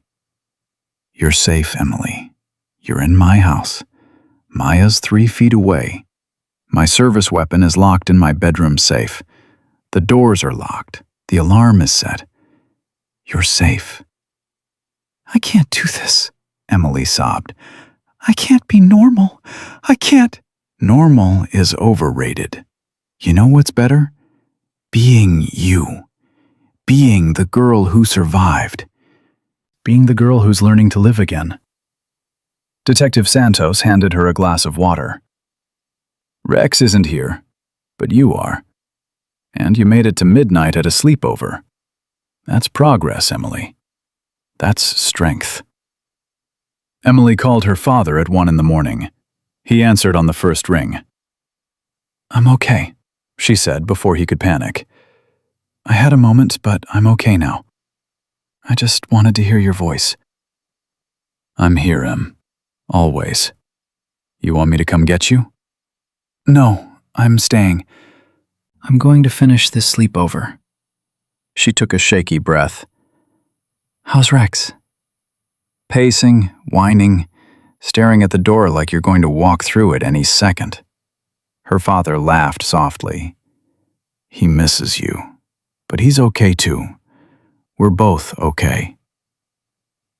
I'm proud of him for letting me go. I will. And Em, I'm proud of you too, for trying. Emily made it through the night. Didn't sleep much, but she made it. When her father picked her up the next morning, Rex was in the car, practically climbing over the seats to get to her. I missed you too, boy, Emily said, hugging him tight. But I did it. I stayed the whole night. Rex licked her face, tail wagging so hard his whole body shook. 6 months after starting school, Emily Park got an A on her English essay about heroism. Mr. Warren read it aloud to the class, and Emma didn't even feel embarrassed. The essay was about Rex, about Officer Mitchell, about the agents who died. About what it means to protect someone not because you have to, but because you choose to. This is exceptional work, Emily, Mr. Warren said after class. Have you considered writing more? You have a powerful voice. I don't know, maybe. Emma petted Rex, who'd been unusually restless all day. Writing about it helps sometimes, makes it feel less heavy. Trauma carried alone is unbearable. Trauma shared becomes testimony. Your story matters. Emma thought about that a lot over the next few weeks. Her story. Not just what happened to her, but what she did with what happened. How she survived. How she was still surviving. She started writing. Nothing she planned to show anyone, just memories, feelings, thoughts.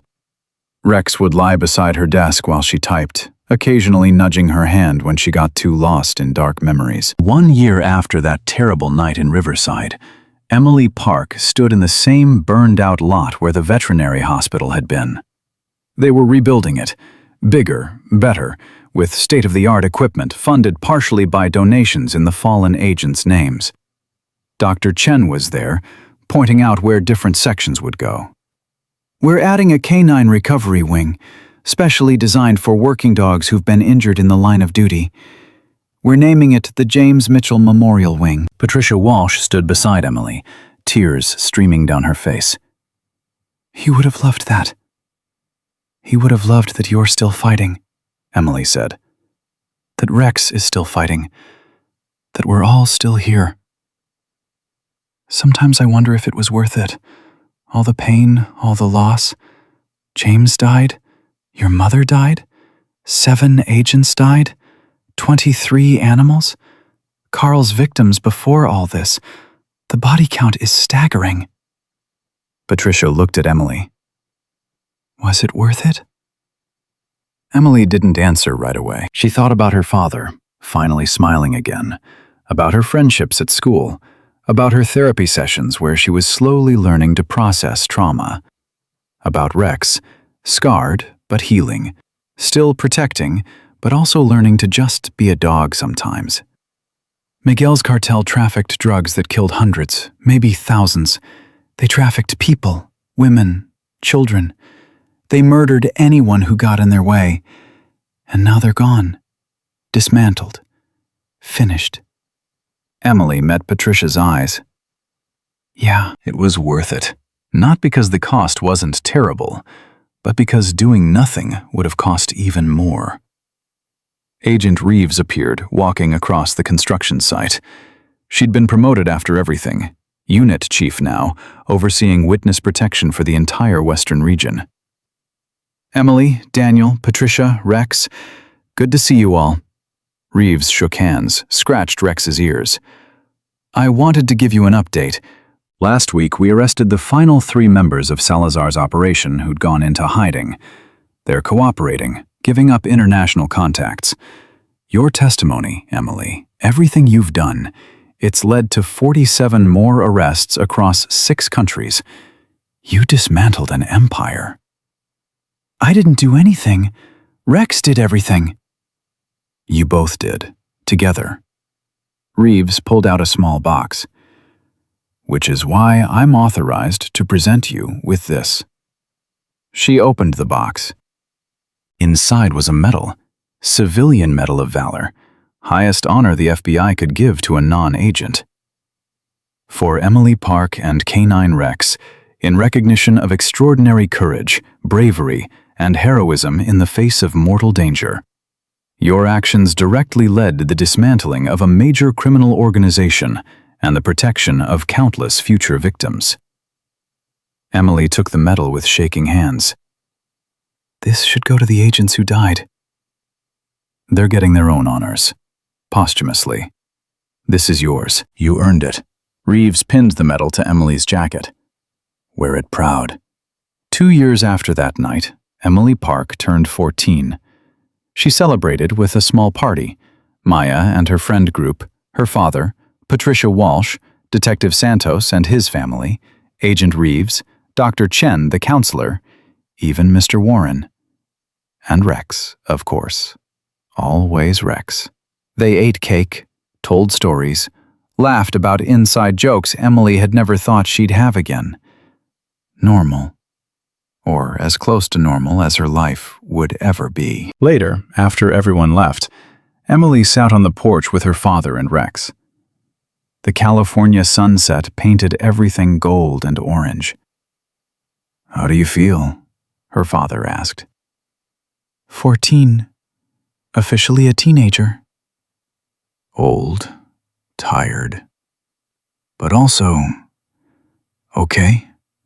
Better than okay sometimes. Emily leaned against Rex. I still have nightmares. I still panic when cars follow me too long. I still check exits everywhere I go. But I also have friends. And a 4.0 GPA. And I won the school writing competition last month. So maybe I'm not just surviving anymore. Maybe I'm actually living. Your mother would be so proud of you. Emily's throat tightened. You think? I know. She always said our greatest act of rebellion against evil is refusing to let it destroy who we are. You did that, Em. You're still you. Still kind. Still brave. Still fighting. Daniel put his arm around her. Still my daughter. Rex's head lifted suddenly, ears forward. Alert. Old instincts died hard. Both Emily and her father tensed. Then Rex relaxed, tail wagging. Just a neighbor walking their dog. False alarm. He's getting better too, Emily observed. Less reactive, more trusting. He learned it from you. How to heal without forgetting. How to protect without living in fear. They sat in comfortable silence, watching the sun disappear. Rex dozed between them, content and peaceful. Scars covered his body, visible reminders of bullets and battles. But he was alive. They were all alive. And more than that, they were together. That night, Emily wrote in her journal, the one she'd been keeping for 2 years now, filling page after page with testimony, memory, healing. 2 years ago, I thought my life was ending. I thought the terror would never stop, that I'd always be running, always be afraid. I was wrong. The terror did stop. The running ended. But the fear never fully goes away. It just becomes something you learn to carry. Something you learn to face. Rex taught me that. He'd been afraid too, after losing Officer Mitchell. Afraid he'd failed. Afraid he couldn't protect anyone ever again. But when it mattered most, he chose courage over fear. He chose to protect me, even when it meant risking everything. That's not fearlessness. That's bravery. People think they're the same thing, fearless and brave. They're not. Fearless is never being afraid. Brave is being terrified and doing what's right anyway. I'm not fearless. I'm brave. Like Rex. Like the agents who died. Like my mom. Like everyone who faces darkness and chooses to be light anyway. That's my testimony. That's my story. And I'm still writing it. One day at a time. One moment at a time. One choice at a time. The choice to live. The choice to love. The choice to protect others the way I was protected. Because that's what heroes do.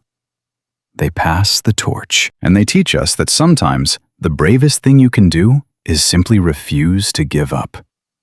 Emily closed the journal and looked at Rex, sleeping peacefully at the foot of her bed. His chest rose and fell steadily, scars catching the moonlight through her window. Beautiful scars. Evidence of survival. Proof of strength. She'd carry her own scars too, invisible ones that would probably never fully heal. But like Rex, she'd learned those scars didn't make her broken. They made her real. They made her human. They made her someone who understood that courage wasn't the absence of fear, but the decision to love anyway, to trust anyway, to live anyway. "Thank you," Emily whispered to the sleeping dog, "for choosing me, for protecting me, for teaching me what it means to be brave." Rex's ear twitched. His tail moved once. Even in sleep, he was listening. Still watching over her. Still fulfilling the mission that had brought them together. Keep the witness safe, protect the innocent, finish what Officer Mitchell started. Mission accomplished. Mission continuing. Mission never ending. Because protection isn't a one-time act. It's a commitment, a promise. A purpose that transcends individual moments and becomes who you are. Rex had found his purpose again in a 12-year-old girl who needed a guardian. Emily had found her strength in a wounded dog who refused to quit. And together, they'd proven that loyalty, courage, and love could survive anything, even cartels, even death, even trauma that should have destroyed them both. They survived. They healed. They lived. And that, in the end, was the greatest victory of all. Not just defeating evil, but refusing to let evil define them.